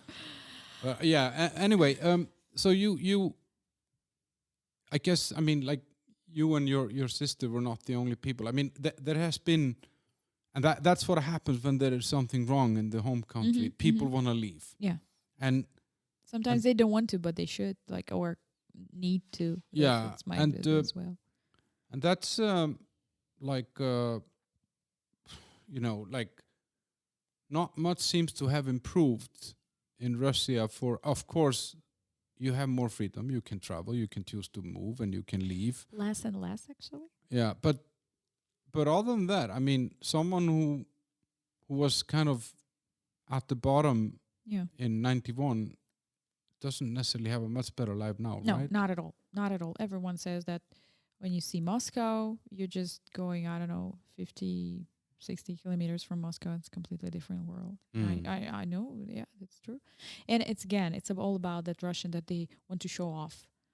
So which is, hide, but they at the same time hiding all the dirt behind the sofa, So in this, it's just... Which is very much what the communism was about. I mean, like, I don't know if you saw that Chernobyl. Oh my God, it's amazing. That's crazy. Series. I mean, this is so, you cannot, really, I'm sorry about it. Yeah. But I was shocked because it's literally how my childhood looked in even color. I don't know how they did it because I remember memories from my childhood with for example, sun going down in the evening, summer, that quiet and that light, and I'm seeing it on on a TV screen, like, what the hell? Like, it's completely true. It's unbelievable. And the whole thing that they like, they know that something is wrong, but they're so afraid of the punishment from above that they don't say. So it's better, like you say, they put it behind the couch. Yes. It's still this way. This is what frustrates me because it's a road to nowhere. Who is benefiting from it? No one. Even someone is benefiting financially for a very short period. Yeah. But it's stupid. You're just like you trying to, I don't know, to shit on your own head. It doesn't make sense. Shit on your own head. But really, like, it's just. But I often thought about it with like let's say that when the Cold War ended, I think that the notion or the narrative was that the capitalists won. The Western countries won somehow because, in some way, Soviet Union gave up its ideology. They stopped being communist, and so we as Westerners we see ourselves somehow as winners of this Cold War, and I often think about, like, are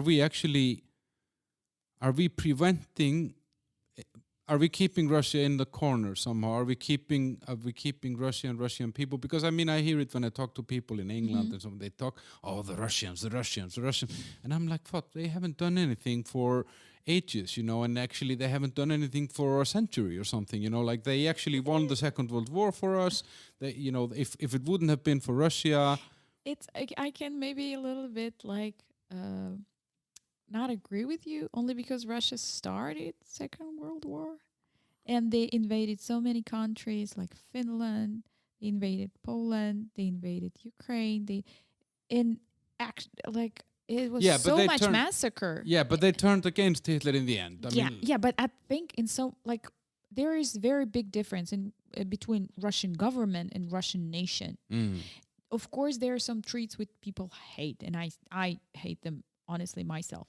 But there are two different worlds, completely two different worlds, which are not connected almost anyhow. Those guys on the top just created the system everyone lives in, and even they don't want to, even like me in a customs, you just have no choice. Or you're entering or you're going away. There's no choice. So, and I cannot blame Russian people only for that they didn't keep that freedom what they got in 1991, because I remember that excitement. I remember I was 10 years old actually, and I remember our parents woke us up and said that, girls, wake up, we have a new government. And I was 10. I didn't get what's going on. We've been all watching TV and everything. But I was excited, kind of, that something huge is happening. And I remember how my school changed, how people started to talk openly, how we started to be able to wear, bullshit like makeup, see American movies, eat something new, like some McDonald's. Food. Yeah, some food. McDonald's was like, it was called a restaurant. So, and my boyfriend was taking me for a date. And it was like, wow. Did you have candlelight or? No, but really, put down the lights. No, of course, no. You've been sitting in your coat, and on a date at McDonald's. Bullshit. But it was so full of hope. Yes, and we didn't keep that. We just thought, but it was not the fault of Russian nation. I think it was the fault of broken mentality, because I really see Russia, the whole Russian nation, as a abused kid. Like many years abused kid, not a teenager or adult, still a kid. Mentally, they're still kids. They don't know who they are, what they will become, what their intentions, what their goals. But they're open to love, but they've been beating so hard that everything they left with is just anger. And until they will get rid of that anger, nothing will change. And I think the biggest problem was when I told you about those archives, how they opened the archives. I think they should finish that thing. They should put those people under the trial. They should do that, like on the government level. They should, like Germans did. They said, "Oh my God, Hitler was horrible." Yeah, we need to put a line in the sand and have a new start. We are apologizing. It was horrible. We will try to fix it as much as we can. Russia never did this to their own people. So that's why that trauma, it's still in people. They still don't know who they are. And they're no ones, unfortunately, but they think that they're big only because Putin in TV tells them every day that we're awesome. And they're like, yeah, and then he comes topless on a horse or something, and he looks really so masculine. They really think that this is awesome. He's a dude. But I think that is. You want another beer? Was that a Thank no? You. No. I think that because we are here in 2021, and for us democracy is such a default setting somehow that we vote and that our politicians are supposed to be trustworthy, which they actually aren't. Yes. But we still want to believe it. We want to believe in some beautiful fairy tale.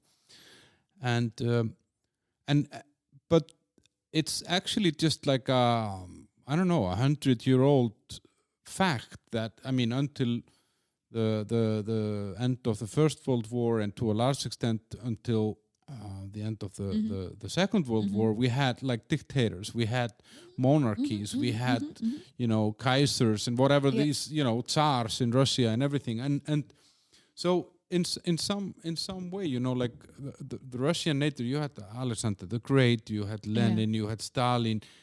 You've had like a long line of leaders that could get the nation to do whatever the fuck they wanted. Exactly. So now you just have one more. How to say, first, I think that it was a huge experiment on the Russian nations after the revolution, because no one knew how it will work. It was completely new idea of a new society, and they tried it and it failed. So it was a huge experiment, and people paid their lives and everything they had for it. Right now, they're trying as well, I think, experiment. They're trying to find their way how to do it. But unfortunately, it's not anymore about living your name in the eternity. It's about making as much money and getting as much power as you could. It's already such it was egoistic reasons always, but right now it's so like in front of your face, and it's even pathetic. So my vision already based on when I was working with my dad, we've been preparing companies to get through the ISO certificate, like quality management.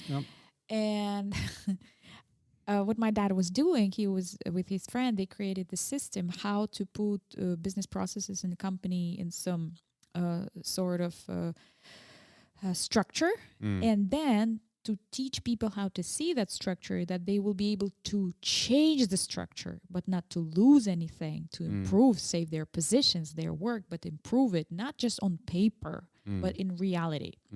So it was a very interesting technique, which connected psychological vision, you know, and some like management practices. It was very interesting. It was actually very simple. Everyone just was describing their work in some just proper form.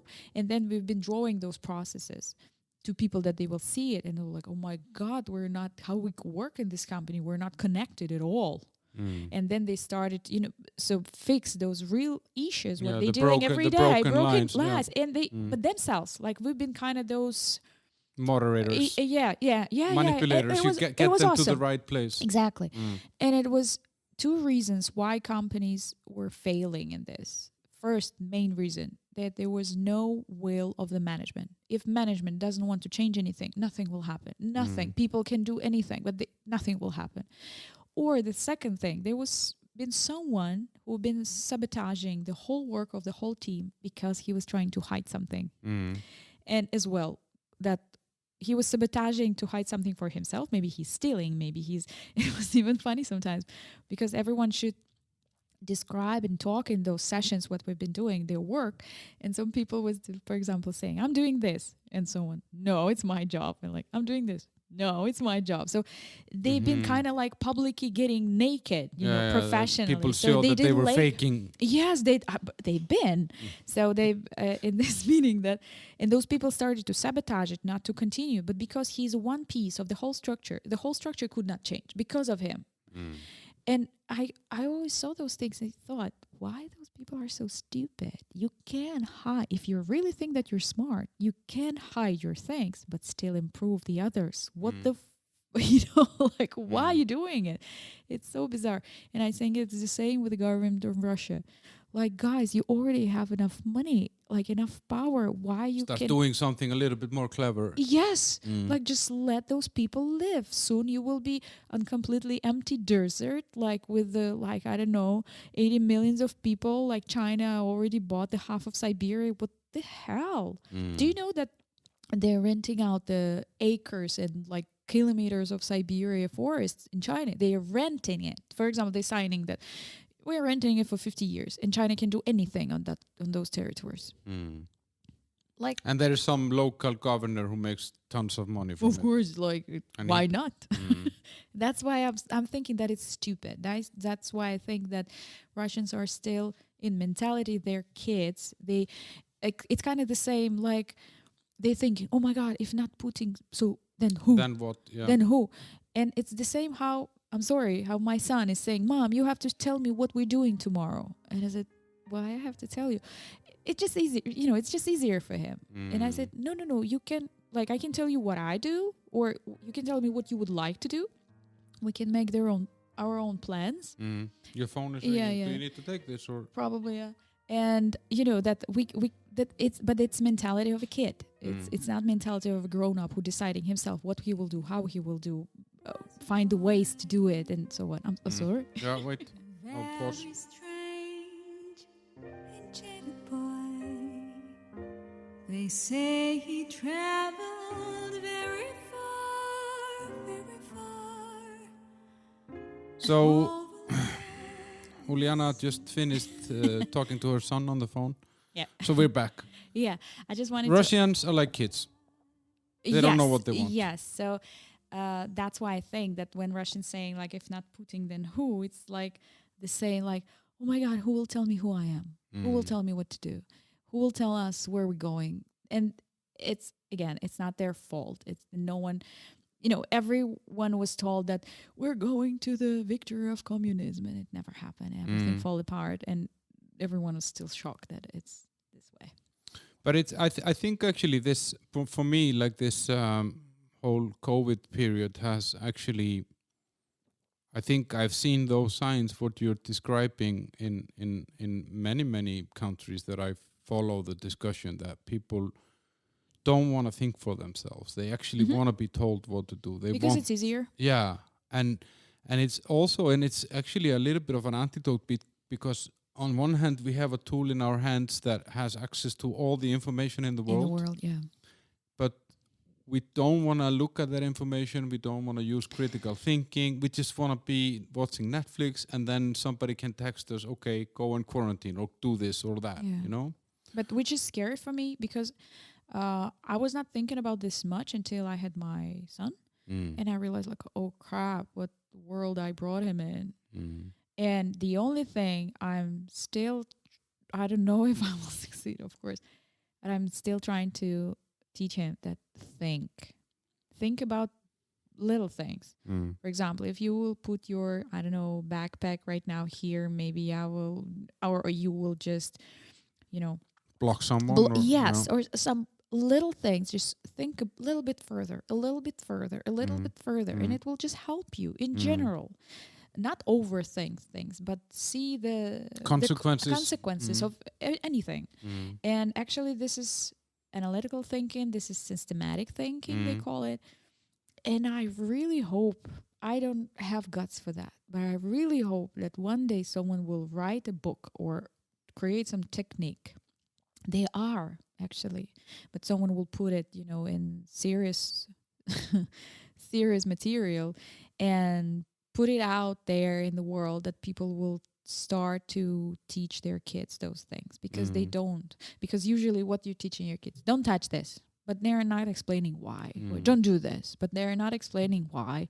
And in the end, you have an adult who just know how, maybe what not to do, but have no idea how to do all the other things that you would maybe could. Good things. Yeah, I think I agree with you, and I think that for me it feels like the whole world is now, or let's say that the world that takes all the space in the media, which is the Western world, is run on emotions and not on facts, data, or critical thinking or logical thinking. Facts it's very are boring, you know. Yeah, exactly. Facts are really boring, so it's much better to, and it's going through a week or a day can be like an emotional roller coaster, and it's a really fascinating thing. You still have TV? I don't have TV. I do have TV. I don't really watch it, but I have TV like device. Yeah, but I have the device as well. I don't have any TV channels as well. But for 13 years, I don't have TV. Yeah, but I watch too much news on the internet, and I actually stopped it for 7-8 years. I didn't read any news. I read sports news, and it was really great 7-8 years. When COVID started, I started reading it again, and I actually regret it. But at the same time, for example, because I was working as a journalist, I can understand those guys as well. They're just telling them, you have to increase ratings, or you have to increase sales. More clicks. Yes, and they have it's horrible, but it's not it's their decision to do this job, but it's not their fault. Because I remember I completely lost my faith in media, not in general, of course, but when I was doing, such a tiny job as a journalist. But I was even writing horoscopes for one of the Russian newspapers, and I'm not an astrologist, but I had to do that, and I hated it. That's why I quit. I said I just cannot lie to people, and I should write something which will not hurt them, scare them, affect them anyhow. But at the same time, you have to write something that and engages them. Like, oh my God, what the hell? So I believe in that those things like astrology or I don't know numerology, and probably they have some very interesting basics under. But because it's become such a fashion or mainstream, I don't believe those things anymore. It's been watered out. It's yeah. So I would love to meet someone who really knows about those things, or here really digging something out from I don't know 100 years ago, some books or whatever. Nowadays, and I'm ashamed about it. For example, even it was nothing bad, but I'm ashamed that I did it.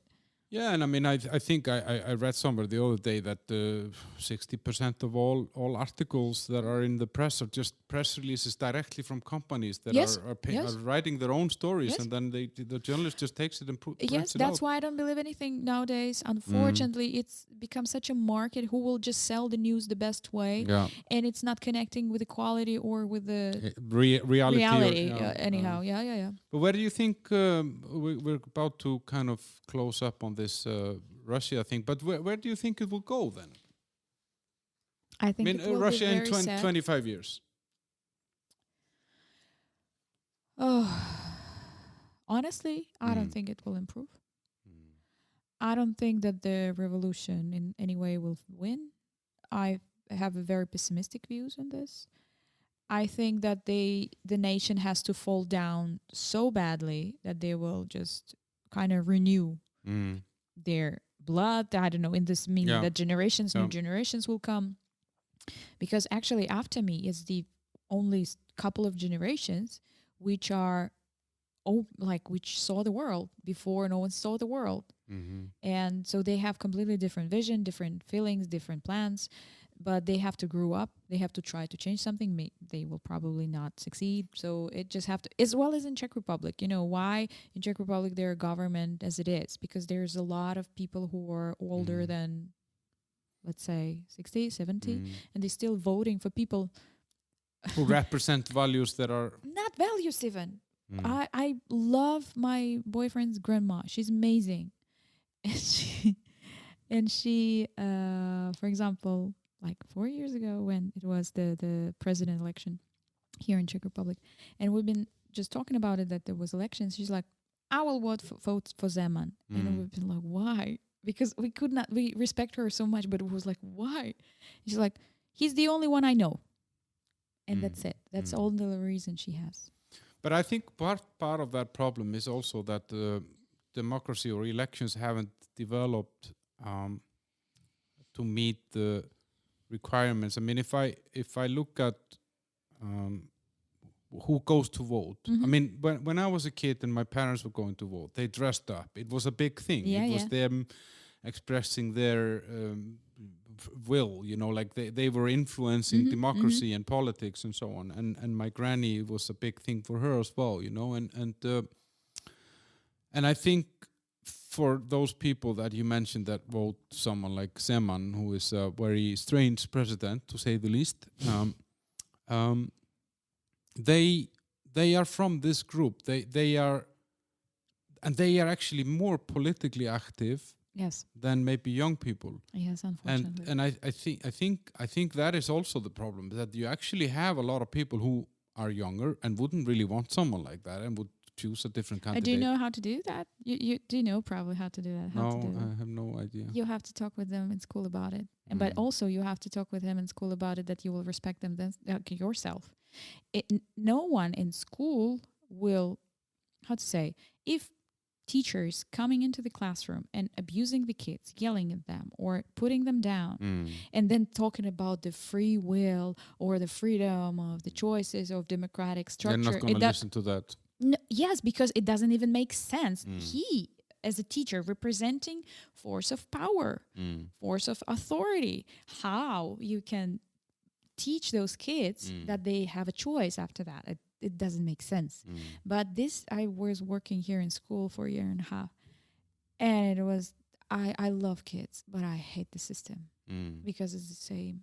And I have no idea why those teachers are there. If they don't like their positions, they don't like their work, they don't like kids, what the hell you do?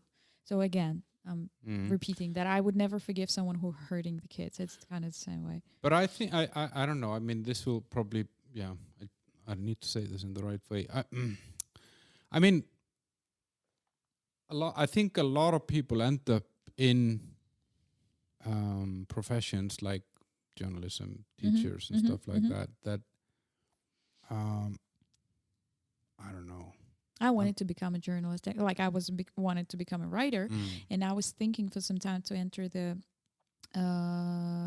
like journalist faculty in Moscow University. But after all those years, I'm incredibly happy that I didn't, because I would be I would probably be a really proud journalist and I will do my job. And it will not end well, definitely, especially in Russia's structure. But but I feel also that these are not really well-paid jobs. So no, not at all. It's not attractive. It's more for idea. It's more that you're really changing something. That you're just actually, this is journalism is what for. It's not about the money. Yeah, it's the fourth power of democracy. Yeah. And that's what I feel like. It can't be that you get the best people in the end. What happens in the end is that if the salary is shitty, there is no vision, you're not there for anything, then you're easily bought. You don't have any choice. And the people who end up doing it are people who might not be able to do much better, you know. Yeah. But anyway, okay, that's a little side thing. When was the beauty contest that you won? Oh God, it was. Just give me a second. 2001. It was accidental, because as I was telling you, I was in customs and I was lieutenant. I had those, how to say, those army kind of, you know, those. This thing on the shoulders. Yeah, but lieutenant, or how they call those positions in army, whatever. Major, captain, lieutenant. Yeah. So I was in beauty contest twice, but not because of my first. Not because of my decision, second one because of my decision. So I was in a beauty contest because I was in the customs, and there was a TV program in Russian TV called Army Shop, and they've been making programs for the soldiers with jokes, with beautiful girls, with like bullshit like that. But it was quite cute even. And so I entered the beauty contest there because the host of the TV show happened to live not far from my house, and I was hitchhiking, he just drove me.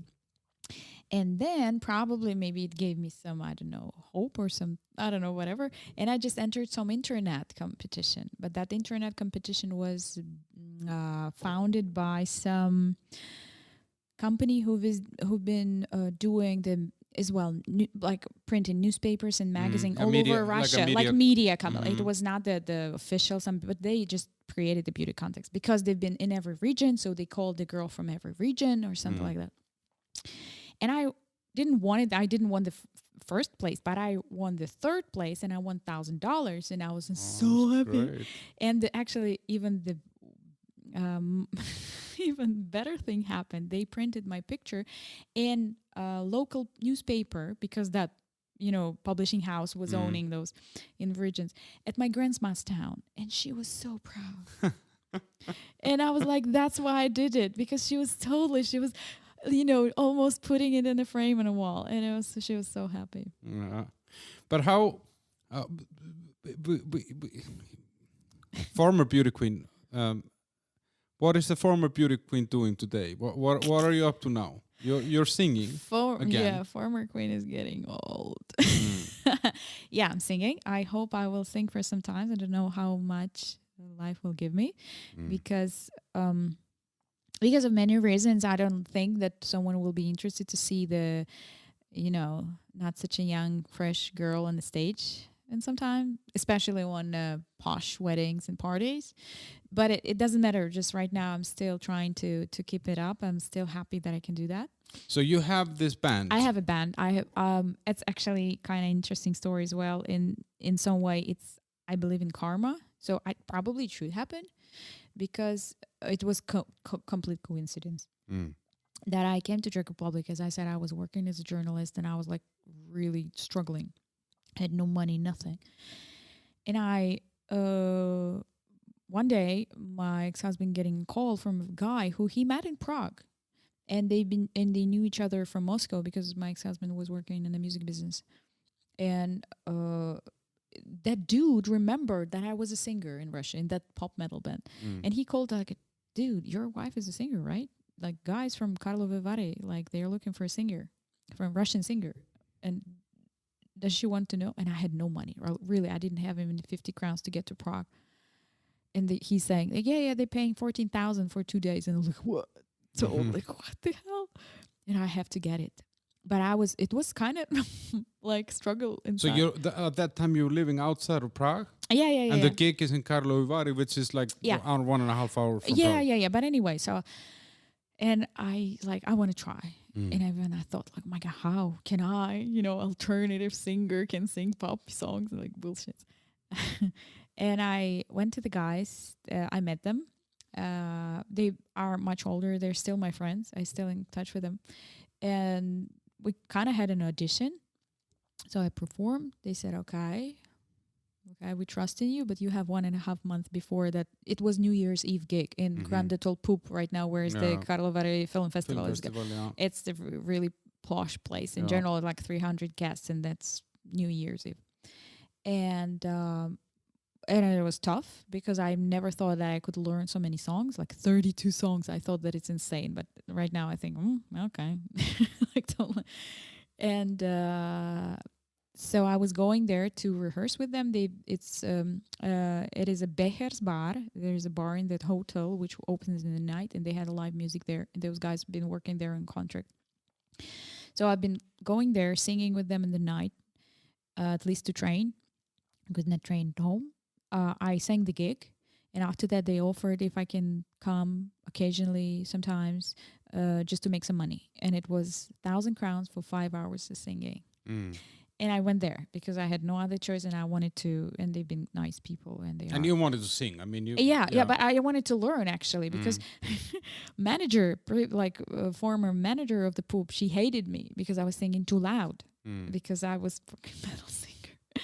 And it took time for me to learn how to. I've never had a vocal training. Like that. I just was been singing. So that's why I'm incredibly happy that it happened, because it was my school. I learned everything, and there I realized, like, aha, this is a market. There's events and people hiring and people paying. Like, and then I realized that there's a huge market of those days Russian weddings. So it's 2011, 2012. And I was like, oh, there's no band even who plays modern Russian music for those many Russian weddings who are here. They've been just DJs, and that's it. So I founded the band. And in 2012, I founded the band. And from that year, of course, with many changes, I'm incredibly happy that we grew into solid name, which I'm trying to maintain as hard as I can right now. Not only me, my team, but we're working our asses off that it will stay. But the name of the band is Aurora Party Band.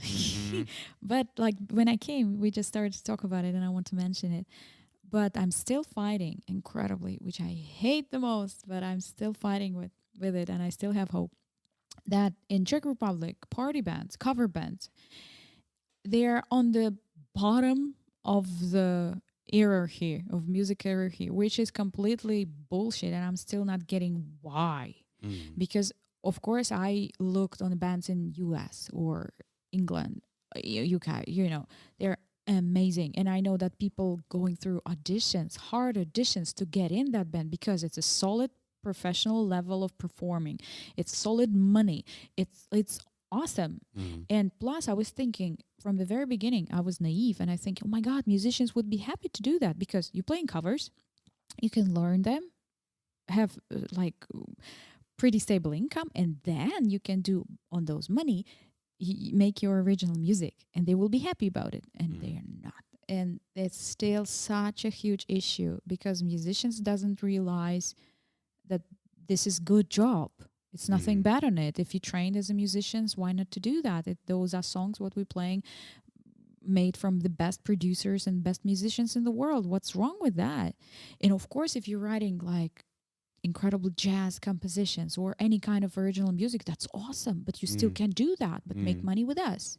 Yeah, I mean, no wedding would survive a jazz performance. No. They would divorce if somebody would come and play original jazz there. Exactly. So, but it's not because they're bad musicians or something, but they're somehow treating pop music that it's nothing. But for example, jazz is everything. But actually, it's so hard to play pop music. Like really, some songs are incredibly hard to not play, but just put together that it will sound good. Yeah, and get the atmosphere that it's still requests your skills, your energy, your whatever, what you, for example, I don't know, learned in here in conservatory, because conservatory here in Czech Republic it's college, and it's still not. And I don't know how to fight with this, and it's very sad for me that it's very hard. And I at the same time, they say in every business, the half of the success of the business is people. If you will find the right people, you'll be fine, maybe. Yeah, but it's an interesting thing because, before we started recording, I was telling you about this, that I have a lot of friends in the music business in Iceland. And actually the one that has, or the ones that have made the most money have actually played most of the cover songs. Yeah. And they were the ones that got the gigs because they got to play where people wanted to dance. They got to play in private parties. I mean... For me, it's kind of natural feeling. You have a client who is inviting you, paying you money. Why you will not play something what they love nicely for them because they're paying you money? I'm not getting, even that message why musicians are mad about it. Or I really hate when musicians are saying, we'll play crap, they will not hear the difference. And I was like, but it's so bizarre for me. It's very it's a crap, really, honestly. But are you then like do other musicians here? They look down on this. They don't want to talk to you, or how? No, I mean, like everyone. We have a very weird situation. A lot of musicians say, "Oh my God, we heard about you. Oh my God, you're so good." And I say, "Do you want to play with us?" Yeah, but I have 5 more bands. And when they will play with us, because they think in Czech Republic majorly they think that we will just play something and just covers. And recently the gig happened and it was horrible. And it was very, I will not of course say the name, it was very good, well-known jazz musician playing with us. But because it was pop songs, he just jammed all the gig. He didn't have the bass lines at all. Not even almost in one song. From one point of view, I can understand him because it's just one concert because he was substituting. But at the same time, why you would do that? Because when I'm singing, I orient on the whole melody. And for example, there's in a lot of songs nowadays in modern, their bass line is the main line. There's no guitar solos or something. And when he didn't play it, and I was like... Then you don't have anything. I was lost. You can't sing with anything. The song was sounding different. The whole band sounded different. And I was like, why they do that? But I don't think they realize that they're affecting the final result this way. They are not thinking about it even. They're like, why I played? It was right notes, but in different order. But so you start this as a... Your target group was Russian weddings. Yeah. But it has become much bigger than that. Yeah, because in 2014 the war started and the Russian weddings in ruble started to fall and they just started to disappear. The Crimean War. Yeah. And we were like, what we will do now? And we started to present ourselves. We shot the promo, which we've been incredibly lucky to do this way as we did. I think as well it was in some way it was kind of karma. And we just put it on YouTube, and I just put it. Honestly, it was me because when I was as well, like you, doing marketing research and like what's going on and looking up on those bands, as I said, in US, whatever, UK, and I realized that people most of the time, even myself, I'm typing the best party band like in UK, for example, and I just named our video the best party band in Europe. It's incredibly stupid that I did it, and it worked. But it worked completely different as we've been thinking. We thought that Czech peoples or Slovaks or whatever will see it, or at least we put it in English because I'm not Czech. But we started to get a request from Americans who having wedding in Italy, from Swiss guys who having wedding in France, those kind of things. And I'm like, what the hell is going on? But it was very stressful from the beginning because we just started to do this. And then I was so thankful that I saw it, because I saw how Italian organizers work, how like wedding event agencies, big ones, small one, how they operate. We've been everywhere. We've been on big corporates, on tiny weddings, like everywhere. So we've been Cyprus, Amsterdam, Sicily, Sardinia, Ibiza. Like in Italy, we've been 5 times. France, we've been 2 times. In Nice, in Bordeaux. We've been multiple times, of course, in Austria, in Germany.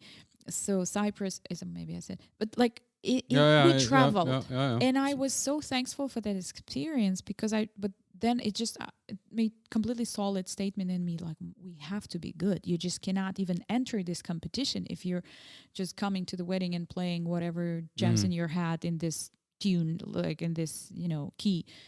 No, you really have to put your effort in that, and it's very hard to find people who would see the same picture as us. So, but again, I'm not blaming people. It's just very sad for me, because it's yeah, but your success. exhausting. I mean, it's been, and I've been following you for a while. You're very active, and you're very you put a lot of effort into this. I still somehow I don't know if someone else feel this way, but when I'm singing on someone else's wedding, I'm incredibly thankful to clients, not because they're paying us money, but because they let us be. We don't know them; they're complete strangers for us and we're for them. But they let us be a part of their very intimate, private time in their lives, maybe which never will even, repeat. And I'm so thankful, because every time it's a gorgeous places, it's a gorgeous atmosphere, it's beautiful people. And I'm thankful to them that they let me be a part of it. And I'm thankful because it's beautiful. It's lovely. And that's why I'm thinking why I would be mad at them or something. I'm not getting the intentions of musicians. I see it. I want to make those people happy. Why not? Even it's so even bizarre. I will just sing something and they will be happy. It's just so what? But it just makes them happy. So why not to do that? But how does it feel like this, that you say that you sing for people and do you get the energy back from them? Not every time. No. A lot of times. For example, Russians, Czechs, Slovaks. I don't know what nationalities also. They need to have much more longer time to start to party. To drink more, you mean? Sometimes yes, sometimes no. They just need more time. And if, for example, maybe the best organizer putting us very early, it doesn't make any sense. We're playing, but nothing is going on. And then it's hard because you're singing in front of the empty dance floor, for example, for an hour, and there's no one. But then when they're on the second or third set, when they're coming back, they're not letting go. And then it's like, oh, guys, where you been the first hour?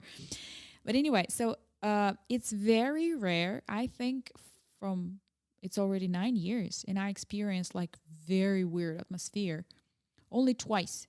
When people been sitting, they could not. There was no dance floor. It was in Berlin, and it's a place called Winter Garden, and it's a huge stage, but they had tables. They've been having dinner, and they could not dance, and it was weird because we've been playing the full band, with a full force, like dancing songs, and people just sitting and looking at you. But that's weird. That's just weird. But I don't blame them at all, and because it was so corporate. And second time, it was what was it? My God! Oh. It was some wedding when we played inside, but people been outside, and no one even told them that there is band inside. And when they've been only passing us, like, oh my God, there is a band. So it was kind of even funny. So we played again, like for an hour, in complete empty room. only after they because the weather was awesome. At the same time, I cannot blame them. Why to be inside where the band plays? It was not our choice as well to play inside. They just put us there because it was many organizational reasons why. But they just came later. But how? So you say that like you feel this, let's say, pride or gratitude for being part of people's special day. Like this intimate moment of being in a wedding. Yeah. But have you ever been somewhere like where they started to fight or like has there been any? Have you ever seen something? Thanks God, I've never saw anything like really bad. Most of the weddings are amazing. Like most of the events are majorly like really cool. But once, but it turned out pretty good thing as well. Once drunken dad of a bride fell on our mixing console and broke it. So they should buy us new one. They did. Oh, that's great. Yes. How convenient. Yes. I'm just, by the way, you're going to fall on mine after we record it and you need to buy me a new one. But he really did. So, and maybe once it was crazy story because, it was kind of funny story, like funny, sad, but funny.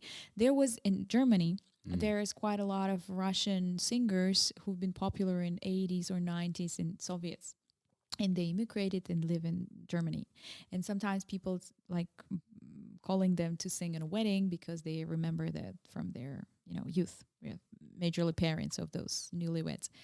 And there was one guy who'd been incredibly popular in Russia, and he came, but he probably already an alcoholic because he got drunk. No one even noticed how. And he did pretty horrible thing. He just came to the saxophone player, took his that wooden stick, and he ran outside and threw it in the bushes. This sounds like a cool guy. And it was because, of course, they started to fight. Second thing, without that thing, the saxophone player can't play it.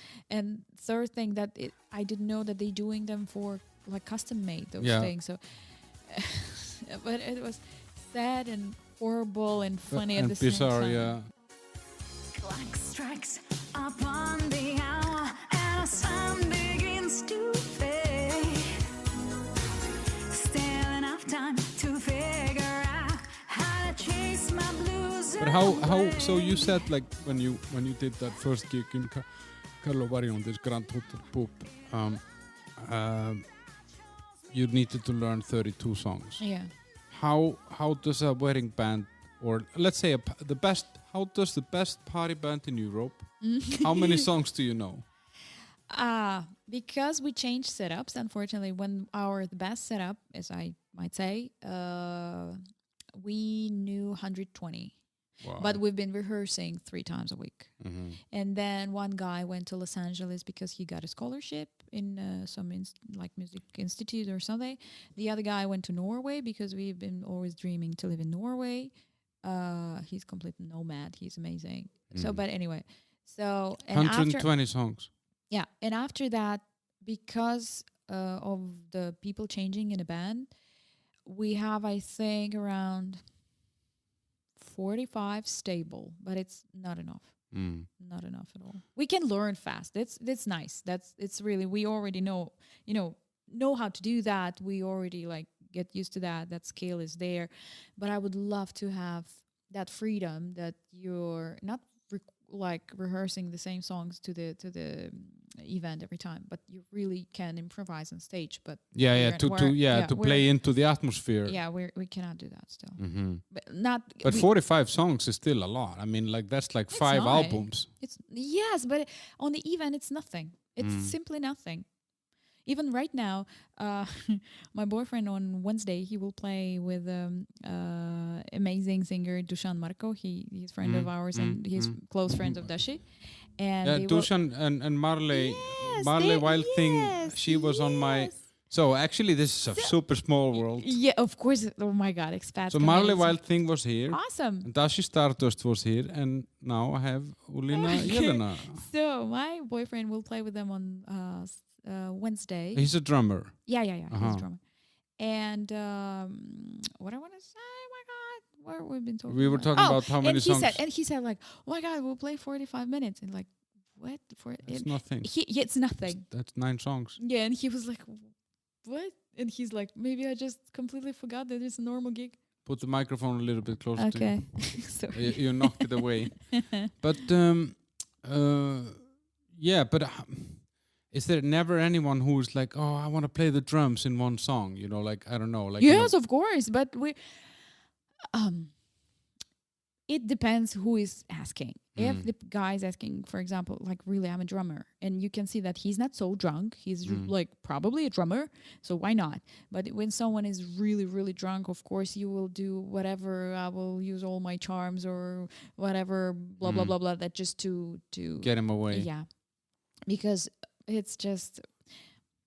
I cannot be mad at those people. They're having good time. Yeah. It's not their fault. Maybe alcohol is talking. But honestly, we don't have those situations much. Somehow people respect us in this way, and it's nice. The only thing that they're not getting, they're always coming like, sing this song. And I was like, I'm sorry, I don't know that song. How you don't know that song? For example. Yeah, of course, but it's kind of funny because we think like, I'm sorry, we're like, I would never say it, but it's funny that they think that we're a jukebox, like that you can ask any song and the whole band will play it. Unfortunately, we would love to maybe one day, but it's just not possible. But that, yeah, I actually wanted to hear how that is, you know, like, because I guess people have some special, and I'm curious, like, if someone is organizing a wedding, would they ever say like, okay, we would like to play more pop than rock or more rock than pop? Yes, they do. Yeah, I ask them. I ask them, please, guys, tell us what you like, or tell us what you definitely don't like. Maybe it will make things easier. So they have maybe a list to exactly. Right now with the Spotify, it's very easy. They're just putting Spotify list, and where you're just looking like, okay. So and then you can choose what songs you will perform and what, for example, DJ will play. That it will all have the same atmosphere. So it's kind of fun. The only thing that it's kind of funny that generations changing, but the hit songs are always the hit same, songs. The same over and over. Do you do the Greece? All the songs from Greece, you know. Usually DJ is playing that. We never perform it because you can go into a discotheque anywhere in the world, and they will play Greece. Yes, especially in Czech Republic. Yeah. But like for me, for example, I don't know, the best songs which worked every time. It's Call Me Maybe. The Best from Tina Turner. Rolling in the Deep. Yeah, I've seen all of these songs on your videos. Yes, but that's why, because it's the most feedback you're getting from people, from the audience. And it was like, I love to sing those anyway, because I'm happy that they're okay with my expression, because I sing it pretty aggressively, and I know that maybe it's not the best way to perform those songs, but this is the way I feel. You make them yours. Yeah. First thing, I'm always thinking about the lyrics I'm singing always. I'm trying to tell the story, and probably people reacting to that, I don't know. But anyway, so I'm happy that they liking the way I do that. It's nice.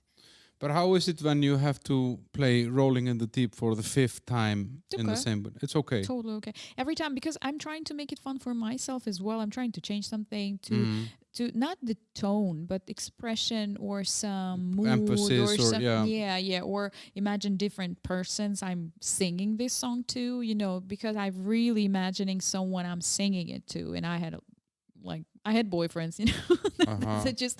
So I'm really living through this every song because it's fun for me. So when you sing Call Me Maybe... Yes, I really imagine like I'm flirting with someone. It's kind of fun. But because it's interesting what you say, because I read an interview with Keith Richards from the Rolling Stones, and you know, like the guy is 80 years old or whatever, and he's played all these songs a billion times. Yeah. But he said, every time I perform these songs, I'm trying something new. Yes. Or I'm trying to do it a little bit better. Yeah, yeah. And when I saw this, I was like, wow, that's dedication, you know? But at the same time, it's just the way it makes fun for me. Why would I not do that for myself? Like, why I would board myself, you know? Or again, why I would do that for people who trusted me with their lifetime event and money? Like, is making sense for me. And how is it? How is the money? It's good money. I mean, I guess if someone is willing to fly you to Sardinia to perform in a wedding, they pay. Yeah, they do. But because we don't have how to say, it's kind of we're kind of in the same situation as Chinese products. Like they're quality, but they're cheaper. So those local organizers calling us because we know that we're a little bit, but still cheaper. But at the same time, that the toppest level of market is unbelievable. Really, you would be shocked but those productions are amazing. Like for example, there was one band from France. There were several bands in France which are top. They're more show bands than cover bands, of course. They have, dancers, like 14 people on stage, amazing singers dressed crazily, like light show sound, of course. And one band came to Prague and I think they cost 50,000 euros. It's a cover band. It's a cover show. But they came with a whole truck of equipment, so it's in the end, when you will calculate it, it's not that much. And probably because they're so expensive, they cannot sell themselves like so often.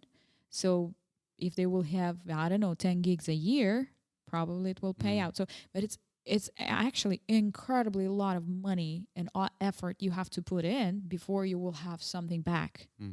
So for example, when we been our one of the best times, probably in 2017, 18. I mean, best times, we had the most gigs. We've been playing around 50, 60 gigs a year. Fucking It hell. was awesome. That's crazy. Yeah, but then you can rely on it. You can make a living with it, okay. But anyway, you making money not just to spend it, you investing it in new equipment and new microphones and like Yeah, and have you to invest your arrange time. Yeah, I mean, you're rehearsal. rehearsing it. Yeah. Yeah, so it's like in the end, actually, it's quite paid out like a normal job, like good position, but you're doing something you really love and you're master of your own time, which is I still love in that. So and you're singing, which you always wanted to do. Yeah. But again, like this, I cannot, like that people will understand that you cannot sell something which is not quality enough for big money. So and you won't sell it again if it's shit. Exactly. So it's anyway, it's every time it's a struggle, like to keep the name, to show people that it's worth it, to not drop it down anyhow, like just really make it better every time. Because if you're not moving anywhere forward, you're moving. Yeah, and backwards. you don't have like a catalog of albums where you can think like, okay, Exactly. we had a shitty 2 weeks of touring, and we were drinking too much and everything was shitty. But at least we have those 15 albums out there, so people will still come to our concert. You actually need to fight for every fucking gig, right? It's also, for every fucking gig. And also, you have to be in touch with all the partners and clients you've been before, because you never know who will like remember about you. So you have to do constant research. What is going on? What are the trends on events or in weddings? It's just, it's not a hard job, but it's not easy at all. You just really have to always be aware. Yeah. And it doesn't mean that you will get it. It's just sometimes not happening. For example, my second big job in Prague, in Czech Republic, was I become an actress. I was doing commercials. And it's the music market for me is complete like a lottery. It's the same as the castings and commercial shootings. It's lottery. You go to 50 castings and you might get one job. If you will be lucky, And even on that one job, you can, your episode will be cut out and you will left with nothing. It's the same. So you have to really fight for this. But when you will get it, it doesn't mean that you will get it next time. And at the same time, you have to just grab this success and improve it to be able to offer this agency something new next year, because it's not for them, it's for the final client, because agency want to look good as well. They want to offer clients something new, so you have to deliver something new. So it's constant, that spinning up somehow. Yeah. I went my first casting. I actually done a lot of casting. My first casting, I actually got the role. Yeah. And I was so arrogant that because they didn't offer me the main role in a TV commercial, I said no. What? And I thought, I'll just get another one next week. And then, of course, I had to wait for months before I got the next one. I was so stupid. And it was a big, like American TV, and I could have made a lot of money off it. Yeah. And I was lucky. Like, commercials saved my life here. I was completely broke, and one commercial for Rexona deodorant like really saved my ass. So I really, but I did like for 3.5 years. I was lucky, and I was doing quite a lot of commercial. I think I was calculating around 20. But how it started, this way it's ended. It's just ended one day. I'm still going to castings. I'm still having callbacks, and I had no roles. But I think because I'm getting older, so I'm maybe not that pretty anymore. I don't know. Like, it could be anything. It could be maybe I lost that, fire in my eyes. I don't know. It could be anything, that. But at the same time, I was so happy because when I started to have less and less and less shootings, I had more and more and more gigs with the band. So it's kind of somehow balanced. Have you seen that movie, The Wedding Singer? With Adam Sandler, yeah. I think I did, but a really long time ago. It's a good movie. I need to. Okay. I don't remember it. I Me just too, remember it me was too. fun. I need to Yeah. watch it again now because He has nice, sweet, soft, like silly movies. yeah. And I guess COVID has fucked up this business a little bit. Oh my god, it did. Oh my god. So maybe you should have a divorce band. Because COVID is creating a lot of divorces. Actually, yeah, maybe. I don't know. I really think, but at the same time, I know right now there is a huge wave, at least what's going on right now, that people are so bored and and missed the parties and like so much that they right now they want them, but they don't have that much money as before. So right now we're trying to offer something smaller, some setup with a DJ, setup with a saxophone, not a full band, like you have to change anyway because market is changing. Sometimes unpredictably, What's your favorite musician or singer? I don't have those. I love lots of them. I really, because Who do you like to sing most? oh god, those questions I would never. It's the same if you would ask me like, I don't know, sing some song. I just cannot. It's millions of them, and I love them all for different reasons. Yeah, I think we're done. But yeah, maybe one last thing about the music. I mean, are you creating any music on your own? I do write my songs. I do, but I'm not so productive. So all in all, I have maybe like through all my life, I kind of wrote like 7 songs or something like that. And but you ever want to do something with them? Do you think? I love to do something with them. I've never had an opportunity. It's a kind of curse of my life. I'm always surrounded by musicians, but I've never found anyone who would do music with me. And it's okay. It's totally okay. I can understand. It's just not happening. And maybe one day I would love to do that. I was dreaming about it because I was even feeling where like I'm a singer, but I don't have my own songs. Like it's bizarre. It's a bit, even I do have them. I just have to like finish them, record them, produce them. So they're just kind of like an ideas. I have a lot of lyrics or like just, even just ideas for the song, for the lyric, just saved in my like voice notes, in my just simple notes, like many of them. But when you're running around trying to make a living, then it's hard to dedicate time for this. It's quite hard to create. So that's why this is the kind of normal thing for like modern people, that you do so many things at once that you don't have time for yourself in some way.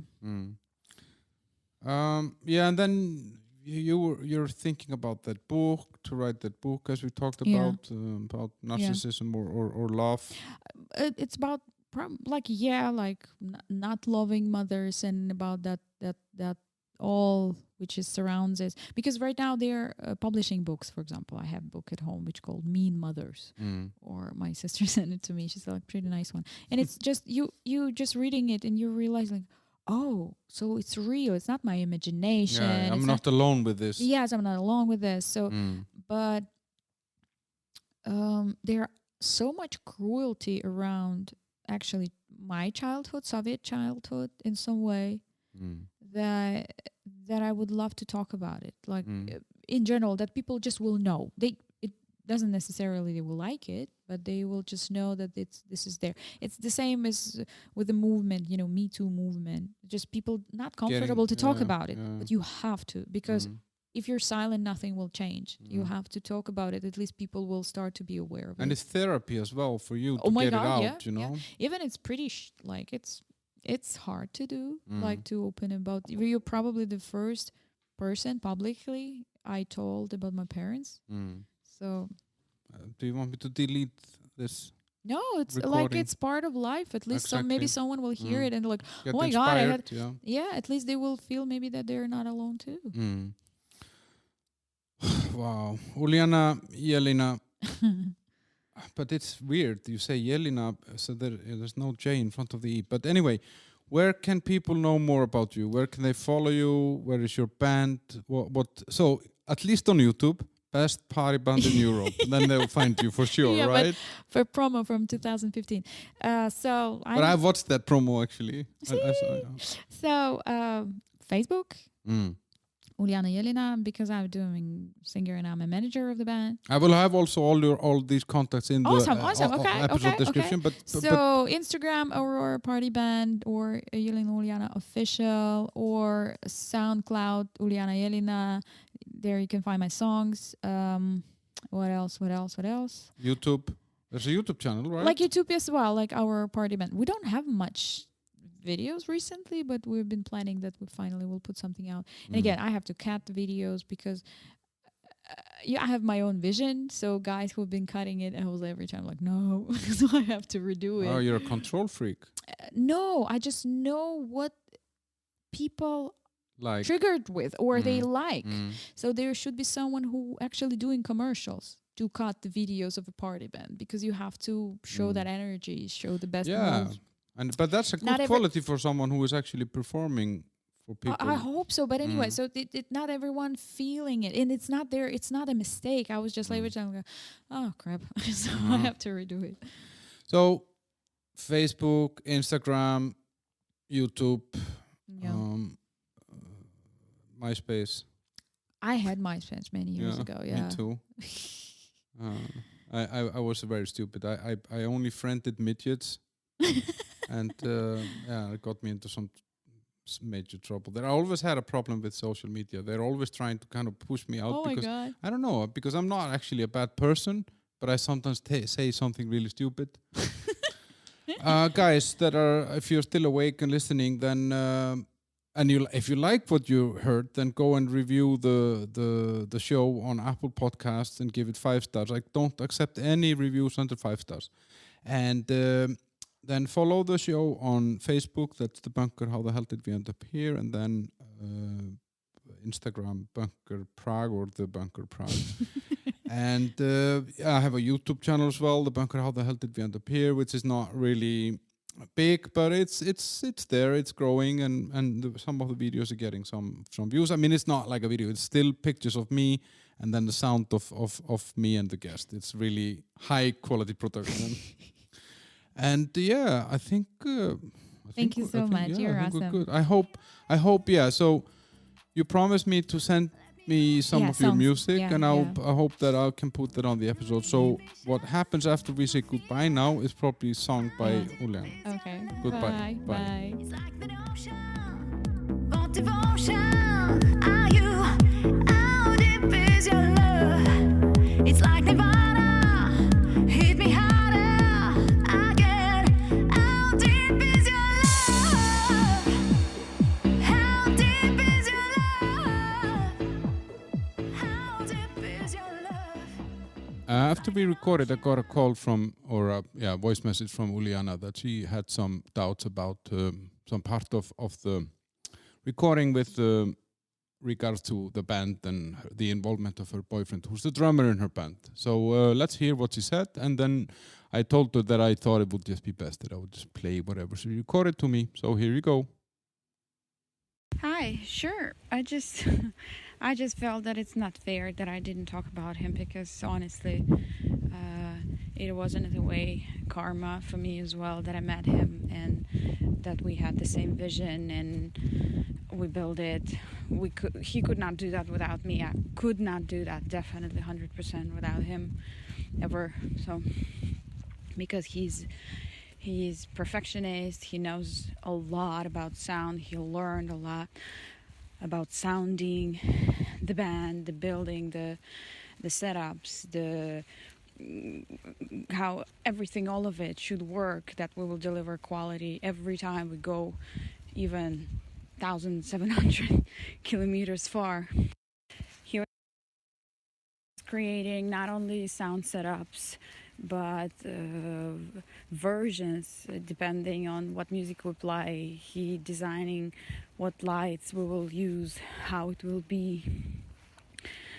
And actually we could do much more. He could do much more, create much more if we would be a little bit more lucky on the musicians who are playing with us, and they would realize that it's a tons of work and it's tons of money invested. So, but that's why I really think that he appreciated to talk about him. Definitely. His name is Pavel. He's 35. He's a drummer. He's an amazing drummer. And the funny part that he was as well analyst in a couple of companies, including expats to Z. Actually, it's kind of funny. Funny in a way that we're very similar in our background. Both grew up in suburbs, both started music because we felt this way. He never studied drumming, except musical school, but it doesn't count. And he started in the punk and metal bands, as well as me. His full name is Pavel Němec. He's Czech. His grandma is from Slovak. So, and I love the guy, so yes, that's the main point. Somehow, because you're living with someone and working with someone, you're just becoming one in some way. And when I'm talking about me, I always think about him as well. I mean him, but it was my mistake that I didn't talk about him, because he is a separate person, and because the way he adding the value to the project is completely his treasure he's sharing with me. And we're together for 9 years already. And we met when I was looking for a drummer for a band. And first what Pavel did when I found him, he said no. But only like in a half a year after, when we started dating and the first kind of client came around, and I said, dude, let's do that. We can do that. And somehow we started, and here we are right now. But also his, for example, behavior those days been because in Czech Republic party bands are the lowest quality what you can get, which is quite sad. And last but not least, just please try to really fill it in. I'm really feeling sorry in front of him, and I don't want him to be mad at me and that he will think even that somehow forget about him. It's my biggest fear right now, and I don't want it. Thank you so much! That was amazing. So that's it, guys. Thanks for listening.